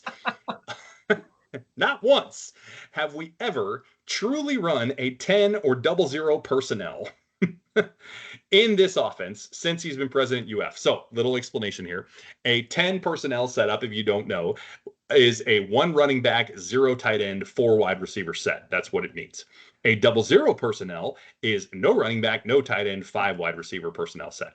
That's what those personnel groupings stand for. And again, there is no evidence that we could find anywhere, we looked, that it has ever been run. So you can go back and you might see where we have 4 or 5 wide outs, right? There are 4 guys going out wide for a pass, but one is a running back and one is a tight end, or one is a tight end and the running back still in the backfield. It's not 10 or 00 personnel. So to that end, with the addition of Callaway's increased influence on the offense, we will see at least 5% of the snaps in this offense during the entire season, not one game, the whole year. At least 5% will be run in one of these 2 personnel packages. So either counts, right? Up to 5 in either of these personnel packages. Keep it or pitch it. All right, B. So I had to go to my calculator here. So last year, 2024, do you know by chance how many offensive snaps the Gators had? I did not. Okay, 746 offensive snaps, 2024 in the regular season, not including the bowl game. Okay. So we're calling for like 38 snaps in this personnel grouping, basically. Exactly. So 5% of that would be 37.3. Okay. Okay. On that basis, you take 37 of those snaps, you divide it by 12. That's about 3 snaps a game in 10 or 00 personnel, right? Mm-hmm. Okay, great. Pitch it. Same. I don't know if we'll get. Okay. I don't know if we'll get one all year. Sure. I mean, so for those wondering why we're bringing this up and why we're saying that, Callaway made a comment in the offseason that we'd see things other than just 11 or 12 personnel this year. We don't think he was alluding to 13, which we also run, which means 1 running back and 3 tight ends. We think he was alluding to 4 or 5 wide receiver sets. However, he kind of, I don't want to say backed off those comments in the fall, but he was a little less decisive about it in terms of what, he said we would do what the game called for, whatever the best set was, be that 11, be that 12, be that 13. He didn't mention 10 or 00 there, I don't believe. Maybe he did, but I don't think so. And so the long and the short of it is he kind of seemed to back off that argument, and I'm just not convinced we see it. I hope we do. We're putting it in here because we want to see it, but as you can see, we're not calling for it. So moving right along. So we're aligned on all but one so far. All right, here we go. The 2 that we always do every year for this, we make picks about what we think the offensive and defensive efficiency is going to be as it relates to scoring. Offense first. The Gators offense will be a top 30 unit. So this, I should pause for a second. We did a pod a few back. I don't remember the number. I apologize, but we talked about what the efficiencies needed to be in order for Florida to have success, like real success in 2025, and what those numbers needed to look like overall. And we said we either need to be a top 30 unit offensively or defensively. Actually, I think we said top 40 offensively and top 30 defensive, but we just made it top 30 across the board for the purposes of this pod. So we need to be a top 30 unit, or the Gators offense will be, a top 30 unit by 2024 averages and score at least 33 points a game. That would have made us top 30 last season, 33 points a game. For reference, we scored 28.3 last year. Again, a little bit of a weird year, half Mertz, half Lagway kind of. Also a game with Aiden in there where we didn't score hardly anything, right? A little bit of a messed up year. First 3 games were terrible, then we got better, right? Hard to really pinpoint that, but 28.3, it was tied for 64th is what we did last year. So we need to be at 33 points a game or better. keep it or pitch it that we will hit that number. Yeah, as good as the offense is and the weapons we have, we have equally as tough defenses to maneuver in the SEC, right? I like Agreed. the idea of a more efficient offense, a higher scoring offense, Lagway 2.0, the difference maker, the X factor, as we've discussed in previous pods. I just don't think that we can increase scoring by almost 5 points a game in 1 year. Sorry, I'm pitching. I'm with you. I do think this is relatively Oh, close. okay. I'm pitching as well. I do think it's relatively close. However, I'm with you. I think, we just talked about it, right? We don't expect to see a bunch of changes in the offense. We think it's basically the same thing. We know Napier's philosophy here. He's going to still continue to run the ball as a center point of the offense. He's going to play off of that for his play action. Yes, there would be more deep shots. Yes, there will be more explosive plays, I think. Yes, Lagway is better, right, and can do more things. And assuming he stays healthy, I do think this is a better team. I think we're more effective. All of those things. I'm not down on Florida because I'm pitching this. I'm up on Florida. If anything, I'm very excited about this season. However, I don't think we can quite get to this number. I think we can eclipse 30. I don't think we can eclipse 33. I don't see that. So I do think it's close, but I don't think we're going to get there. So I'm with you. I'm pitching it. Next, defensively, the Gators defense will be a top 30 unit by 2024 averages. And again, we're just looking at scoring average here, and hold opponents to 21.5 points per game or less. Last year, we were a lot closer here, 23.1, tied for 43rd in the country. And as a side note, the first 4 games, I think we were averaging like 34 points allowed or something. So we really brought that number down. I don't think it was quite that high actually because of Samford, but it was close to 30 in the first 4 games. It was up there because of Miami and A&M. It's not pretty. And actually we gave up, I think, 28 to Mississippi State, I believe. So not a lot of defense going on in those first 4 games other than against Samford, which doesn't count. So I think when you look at that, there is more potential here, in my opinion. But I'll let you make your pick. Keep it or pitch it under 21.5. Yeah, so that's the other thing interesting is because if you look at the first 4 games, it was 27.25. Ah, that's close. If you take out Samford, it's 34. Yeah, exactly. In other words, yikes, as Tommy Boy would say, right? Or actually Richard said that. Either way. Yeah, it was good call. It was Richard, right? So I took out Samford. That's how I got to the 34 number. Then I took a look at the next 2 games or next 3 games, UCF, Tennessee, UK, and that's 18.7. Nice stretch there. Then Georgia, Texas, those 2 games, 41.5. Then the last 3, LSU, Ole Miss, FSU, 14.7. Again, that 21.5, I vacillated with this one a whole lot, B. I really did. As much as I believe that this defense can do it, like I just mentioned, I have questions on that secondary to see what's going to happen this year. So on that basis, because of that secondary and holding some of those other plays together, I have to pitch. So it sounds like you're very close, but you're pitching it. Yes, sir. All right, I'm keeping it. I think we can do it. I have faith in this defense. As much as I do have some of the questions in scheme from Roberts and kind of how he does things, he has shown the ability to show success. And I think what makes me a believer is that D line and those linebackers and their ability to create just a chaos, right? Whether it's in the backfield, whether it's in the running game, whatever. I think we're going to be able to cause enough frustration and potentially enough sacks, actually, because sacks are really becoming more and more important in the way the game is played. I think we can cause enough of that to get teams off schedule, off balance, off their cadence, right? That we can disrupt enough stuff and disrupt enough drives that we can really mess stuff up. I'm not counting on the turnovers. That's too unpredictable, right? We went on a turnover surge at the end of last year. We can't count on that happening at all, certainly not the whole season. But I think we can account enough for really good high pressure rates in the backfield and at the line of scrimmage that I am confident that this team can actually really play some really strong defense. Also, I would say other than a handful of teams, despite our schedule being very hard, aside from like LSU, and Texas. And of course, Ole Miss once we get there. But like, other than that, show me teams on our schedule that are outstanding offensively. I'm kind of out right there. So I think the possibility is there for us to actually be pretty limiting on defense. So I'm keeping it. It is close either way, but I'm keeping it. So all right, so we got two different. I like that. That's good. That could keep some mix for when we keep score at the end of the year. That's good stuff. Yeah. All right, so we'll see what happens.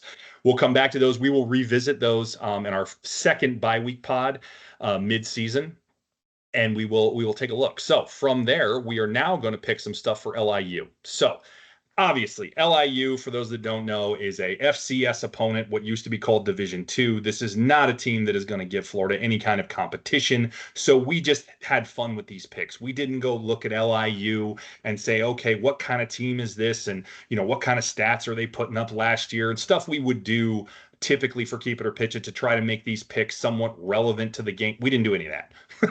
We just said, hey, what are fun numbers? Let's make them up and go have fun with it, right? And we tried to make them realistic. We didn't just pull them out of thin air, but we made it more about the Gators and what we think they can do, because ultimately this is not an opponent that you could really evaluate versus Florida's talent. It's light years apart, right? So I did want to put that in for context here. So Keep It or Pitch It for LIU.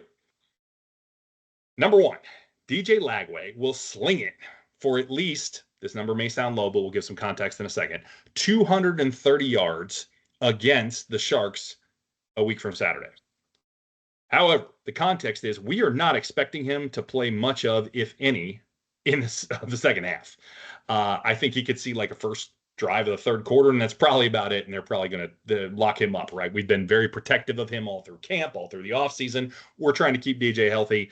DJ ain't playing that whole game. I don't think DJ's playing much more in the first half. Heck, he might not even play the whole first half. So we threw a number up there that we thought would be reasonable for him to get out there and sling the rock around a good amount. I mean, if he throws for 230 yards and a half, that's a pretty good number, right? So thus the context around 230. So keep it or pitch it. So that 230 number really made me think, B. And as much as I want to pitch it, I am going to keep it. Oh, man, I love it. I vacillated back and forth after we changed this. We had this higher, but we went back and we talked about it and said, they're probably going to protect him. They're probably going to run the ball a fair amount. So we're really not sure how much he's going to throw it. But he likes throwing bombs so much that he really might get here. And these guys are going to be open. I'm probably going to look like an idiot for doing this, but I'm going to pitch it. I think you're right, though. I think he's going to hit it because I think he's going to throw like he did against Samford, man. I think he's just going to absolutely rip deep balls all night and just get the crowd going nuts. I mean, I say all night, all first half. And I think he's going to tear it up. And I think I'm going to look stupid, and he might throw for 300 and a half for all I know. I don't know. But I mean, for those that don't know, he threw for 456 against Samford. I believe that's the number. I'd have to go back and check that. That's going off the top of my head. Don't quote me on it. I don't have a stat to quote. It's going from memory. But that is what we're going to go with is 230, and I'm pitching it, Randy keeping it. All right, moving along.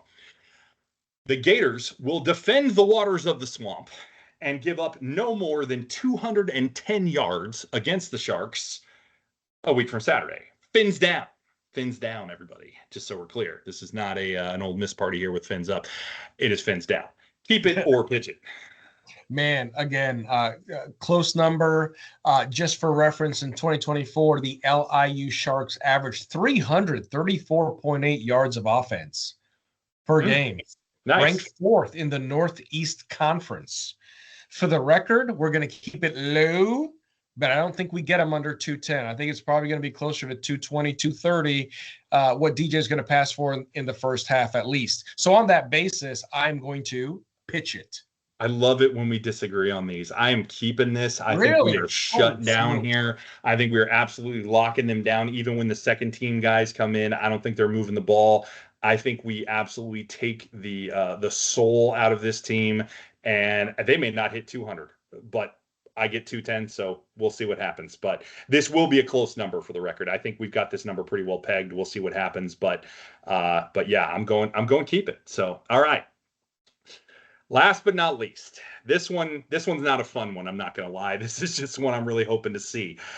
UF will have sharp execution For those that have been watching Florida football under Billy Napier, this hasn't been a thing.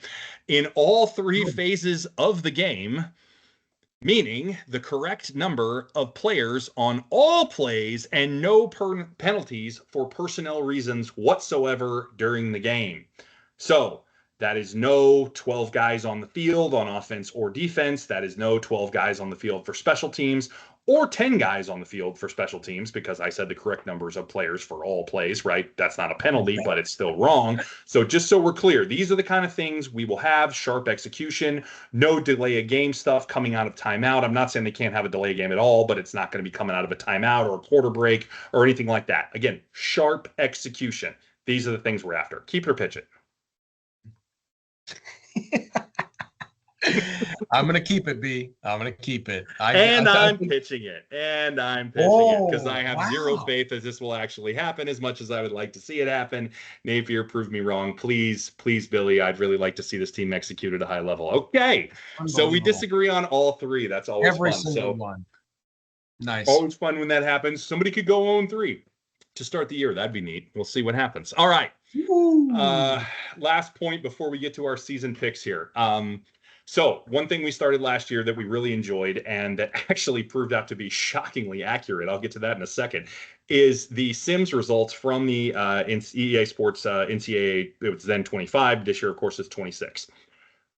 Last year, I ran Sims for every game that we played, including the bowl, and they were right every single time in terms of picking a winner, actually, even though we didn't use it to pick a winner.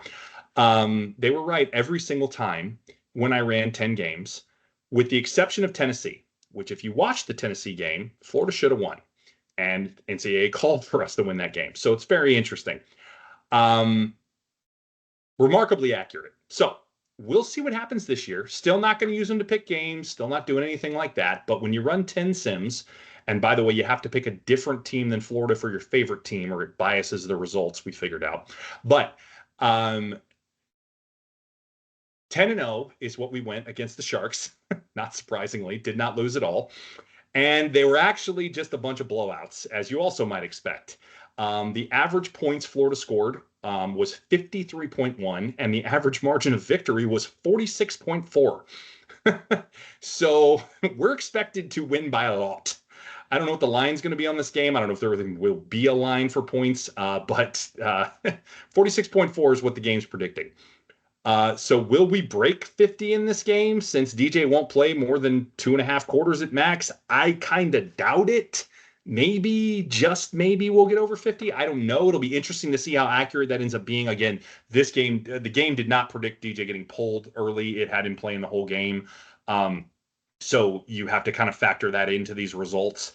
But interesting that it was not only a 50-point margin of average scoring, but a 46-point margin of average victory. I'm not sure which one ends up being more accurate, or if either do. Normally what we would do with these throughout the season is kind of pick what we think is kind of like the key takeaway stat that I saw from this and see if it comes to fruition in the game, or something that kind of points to a win or points to a loss when we see it in the Sims.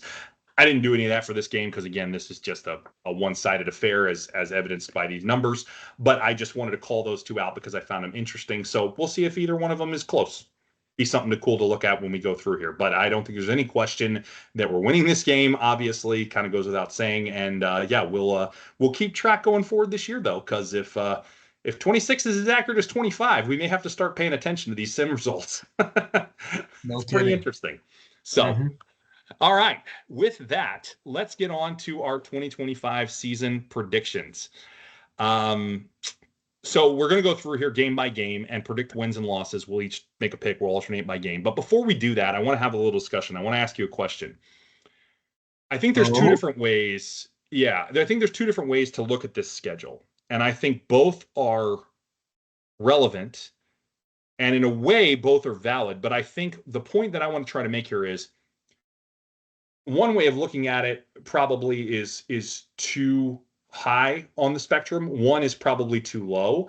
And I think we need to find a middle ground. So my question is this, or my questions are this. First, if we were a different team, if we were Georgia or Texas or Alabama, I know that's sacrilegious, but bear with me here. Let's just call it Georgia. And we had that talent and that roster and that coaching staff and everything else. But we had this schedule, the schedule that Florida plays.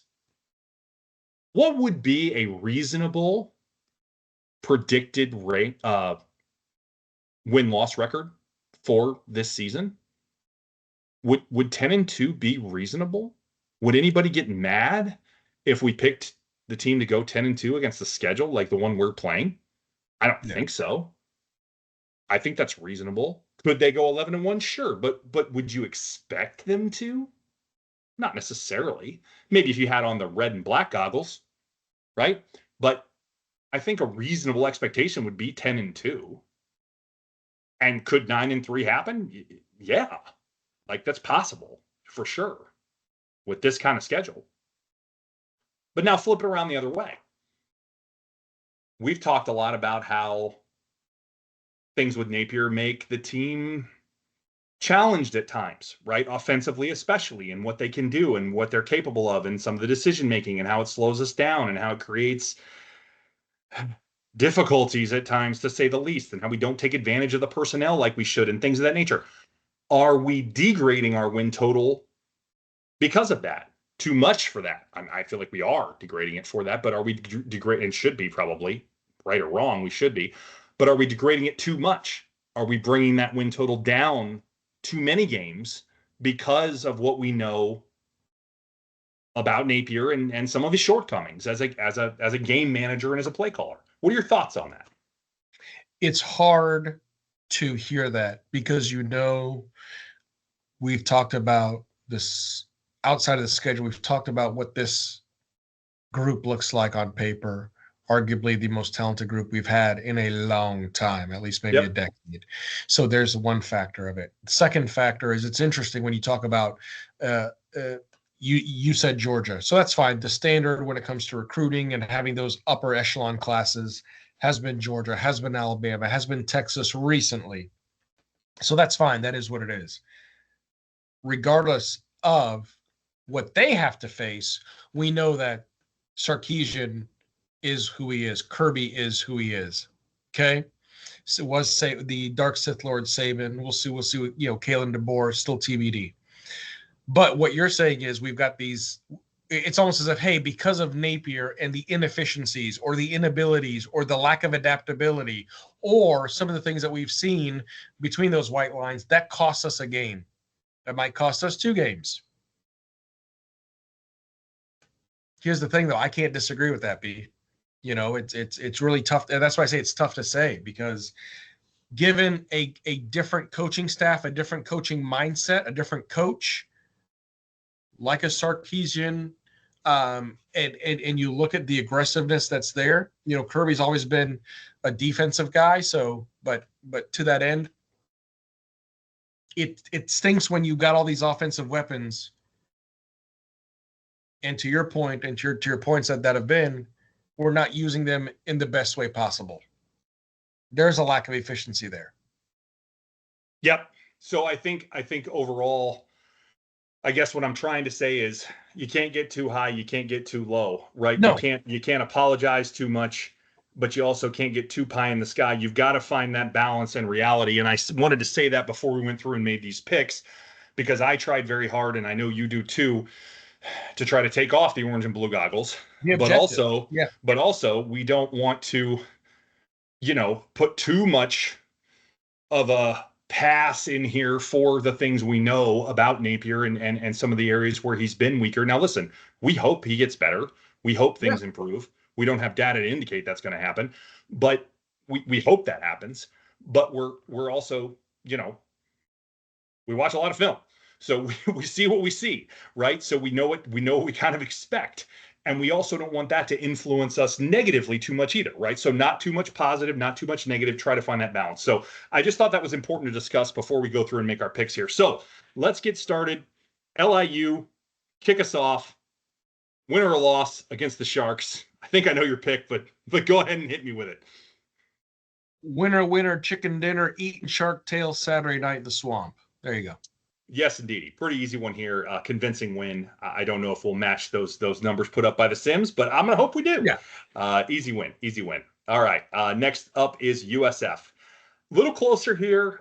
This one could get a little skinny. I don't think it gets near as skinny as it did in 2021 when Richardson came in that game before he pulled the hammy.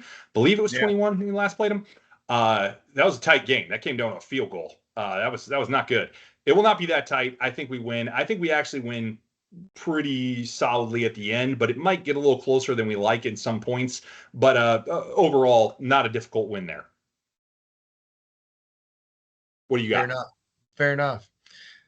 Horns down. Put the Bulls down. Stick them in the turf. It's a win.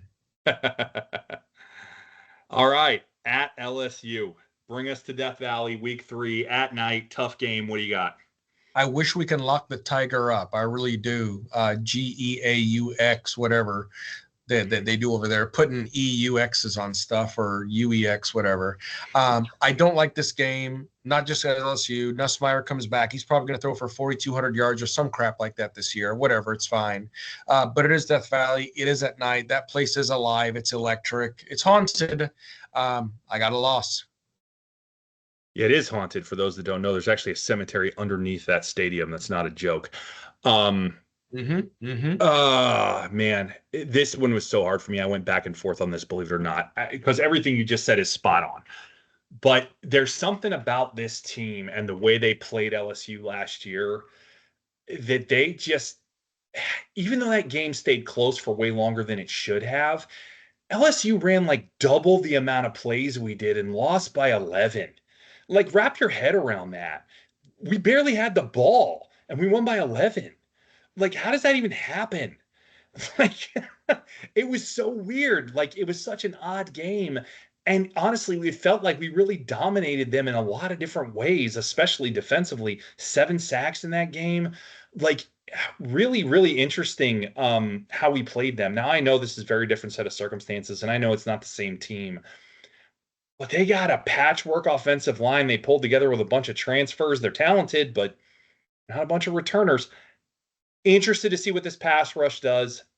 Close game. I do have it as a loss, but man, I really wanted to put it as a win. Would not shock me if UF won this one. Close loss, tight game, good battle. Death Valley, great game. Going to be watching, going to be the game of the week for sure, but I don't think we quite pull it off.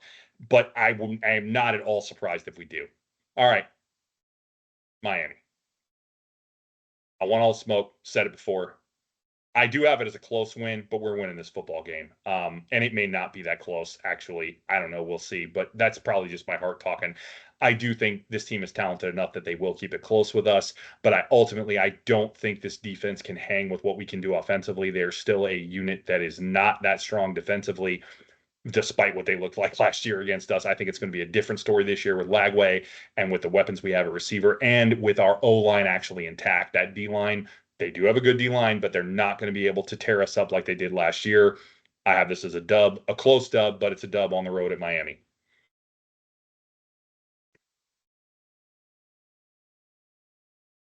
You there, Randy? Oh, yeah, about that. Sorry. Yeah, muted there, Phil. All good. Darn right elbow. LIU, we've got fins down. We got to win. At USF, we've got horns down. We've got to win. LSU, we've got a loss because we can't tame the tiger. At Miami, I'm going to say the Hurricanes are going to hit super freezing cold water. That's a win. I like it. Then, of course, we have a bye week.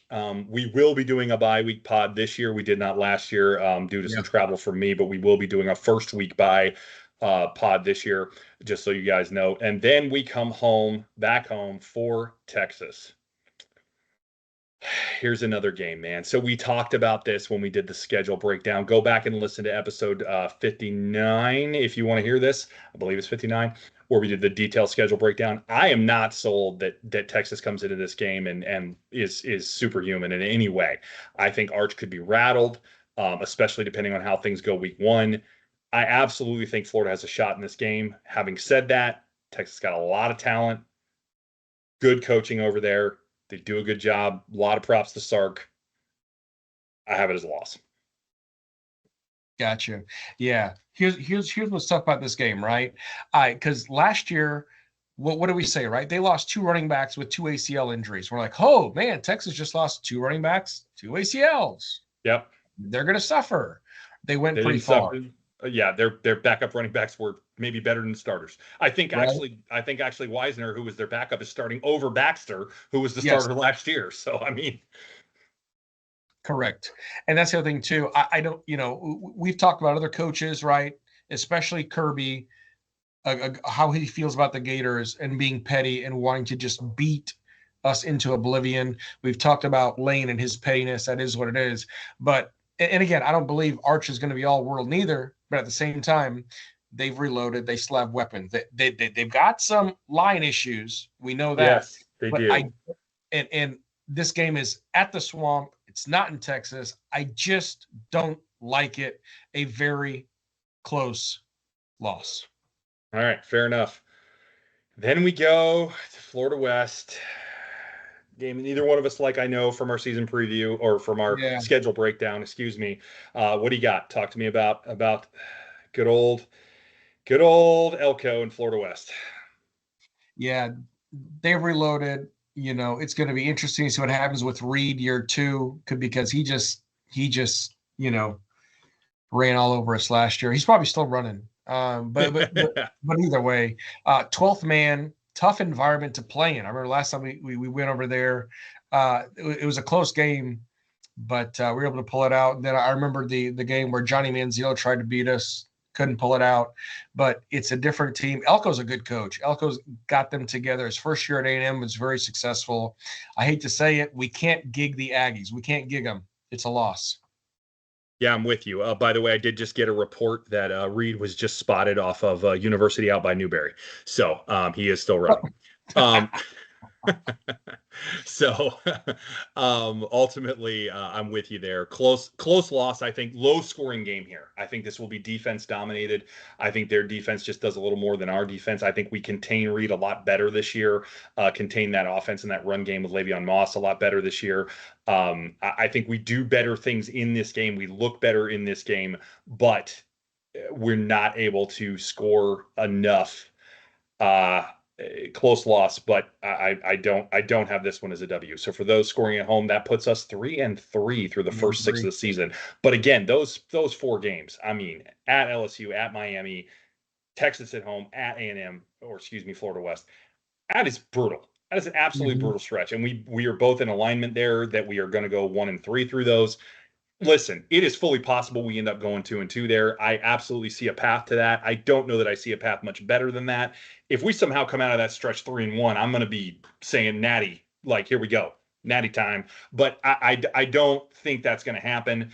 I think 2-2 is probably best case scenario there. Looking at this, obviously not what I picked. I think this is the most likely outcome, but ultimately this is where we go. So moving along, we then have Mississippi State back at home for homecoming, with announced here today or yesterday, the throwback unis, which look hot. Looking forward to that one. That is a dub, no question, easy win. Mississippi State probably going to be, I heard somebody saying they think they're going to be better than last year. I don't know how. The talent returning is not there. I mean, I guess they're putting faith in Jeff Libby, but he ain't got nothing to work with. So that's a dub, easy. That's not going to be a close game. What do you got? They are going to be better than 2-10. They'll be 3-9. Outside of that, we do not need more cowbell. Christopher Walken. It's a win. No. Yeah, it's a win for sure. Then we go into second bye week, and then of course it is UGA in Jacksonville. I'll let you go first because I just went first. What do you got? Yeah, the tide has changed, and not because Everbank Stadium, field, whatever is by the water there. I believe this is year we take the dogs to the pound. We know we haven't bridged the talent gap completely, but with whatever they're doing, especially on offense, Mike Bobo is not the offensive guy for Georgia, although he's had 2 different stints at OC. This is the year that those tides shift again. I have us to win at Georgia because Georgia's not the same as they were 3-4 years ago. Take the dogs to the pound. I love it. I agree with everything you said. I would also throw in that if you look at last year's defense, particularly in the secondary at Georgia, and this is a point I haven't been able to make yet, but I think it's a super valid one. You look at Georgia's secondary last year, it's the weakest we've seen out of them in a number of seasons. And one thing I would point out to you is that Will Muschamp was only in a consultant role last year, an analyst role last year, because he was not with the team on the weekends because he was going to watch his son play at Vanderbilt. This year, he's not on the coaching staff roster at all. He's not a member of Georgia's coaching staff. Like Will Muschamp, hate Will Muschamp, I don't care. He's a heck of a defensive back coach. And I think you saw a fall off last year with the lack of him being there. And I think you'll continue to see that fall off this year with him not being there at all. I'm not saying it gets worse, but it's not going to get better. I love everything about what you said. I absolutely think the secondary has vulnerability. I think Lagway can take advantage of it, assuming, of course, he's healthy. I have it as a loss. Oh, if you're scratching your head as to why I just said all of that and then Fair. have it as a loss, it's because of Kirby and his entire coaching staff basically having played for Georgia in the 90s and Spurrier running it up on them every time they played, and they hate us, as you already mentioned. They absolutely hate us. They are motivated for this game every single year like no other on their schedule, no matter if we're good, we're terrible, we're awful, we're horrible. They can beat us by 100. If they can, they'll try to beat us by 200. They don't care. They want this win geez Louise. They want this win more than they want any other win on their schedule. Excuse my horrible English. I like it. I like it. It is just a motivation game for them until we can prove we can win it. Do I believe we can win it? Yes. Do I think we will? Am I going to predict it? No. Motivation is huge. I absolutely believe we're capable. I'm just not going to call for it. I got it as a loss. All right, moving on. And it kills me for the record, but I can't pick it knowing that. It's just too much motivation for them that I just can't get over. All right, at Kentucky. Something that's given Napier some fits early on, but he seemed to right the ship last year. And as we've already discussed, Stoops' roster this year is not there.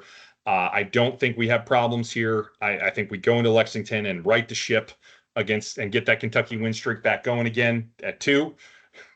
At 2. Just so sad, but hey, it's better than 0 again. So I think we get it back, and it's a pretty easy win here. What do you got? Taming the cats, win in Lexington, winner, cat dinner, get out of there with a win. Yes, indeed. All right, now maybe one of the most interesting games of the season here. It would depend on our record, as we previously discussed when we went through the schedule breakdown. But at Ole Miss, what do you have? Yeah, so this was a tough one for me because of Lane Kiffin, his pettiness. They absolutely mortgaged the farm last year to put that field on the team or team on the field. Whoop, did I do that? Field on the team works too. Okay, great. That's true. It is Ole Miss. Edumacation over there. I digress. Shots fired. I know. No, but it's tough, right? It's really tough because I was back and forth on this. It was really tough, but I don't think that the rest of the squad is going to return to play as well as they have. They lost a lot of production. Jackson Dart, it was what it was. I was back and forth on this one, B. I really was, but I do believe this year we stop the rebellion and have that as a win. So I'm with you. I have it as a close win, but I have to kind of say that part of the reason I have it as a close win is we're coming in with 4 losses, so we're out of playoffs. If I'm wrong about one of those games earlier in the schedule, and assuming I'm right about all the others, of course, and we're 3-loss team coming in who still has a shot at the playoff, I don't know. It changes the narrative. It changes the dynamic. It gives Kiffin the potential shot at revenge to knock us out when we knocked him out. Right. I don't know. It gets dicey there, and it gets really hard to call. I think it's a close win no matter what. I think that's a tough game. I've seen a lot of people calling for this as a loss in some other preseason predictions, but I think talent on the field wise, we're better. I think the way our defense played against them last year really was a confidence boost because that's a great offensive team. And even though we allowed a lot of yards, we did not allow a lot of points. 17 against Ole Miss was really good. That was a top 15 offense scoring wise, and we shut them down. So I think we can get this done, maybe no matter what, but don't underestimate Lane's need for revenge and want for revenge if we are in playoff contention. If we're not, I think we get it. If we are, oh God, it gets dicey. I don't know. So I'm calling close win because of my other picks. But again, depending if I had your picks, I don't know. It gets closer. So moving along, Tennessee back at the Swamp. Tennessee, for those that don't know, hasn't won at the Swamp since 2003. They ain't starting this year. It is a close game, but I got Florida with the dub there. What do you got? Tennessee coming to the Swamp. They're still not winning. It's been a minute. The Volunteers get fired. It's a win. Yeah. I like it. And for the record, I do think Tennessee's a little down this year from looking at everything that's going on. Sure. I think they're honestly, a lot of people are saying they're overrated at 24, right? That they shouldn't even be ranked to start the year. I don't know if that's entirely true or not, but I get the point because I do think this is a down year for them. And closing it out, the Criminals at home. What do you got? Yeah. Sorry. The Criminals get returned to the reservation. Sorry. It's a win. Yeah, don't be sorry. It's a win. There's no need to apologize. And the stuff I'm hearing coming out of their camp, we got coaches fighting players. We got a quarterback that's so drastically inconsistent. They've never seen anything like it. Yeah, they may not make 2-10. I mean, seriously, this team could be worse than last year. I don't even know. I'm not saying they will be, but like, man, there is some noise of a bad kind coming out of that camp, man. It is not good. It is not pretty up in Tallahassee right now. So, yeah, that's a dub. All right. So with that, that means I picked 8-4. You picked 9-3. For the record, I think those are both very reasonable. I don't think anything's very pie in the sky there. I was really close to going 9-3. I wanted to go 9-3. I just couldn't push myself over the edge.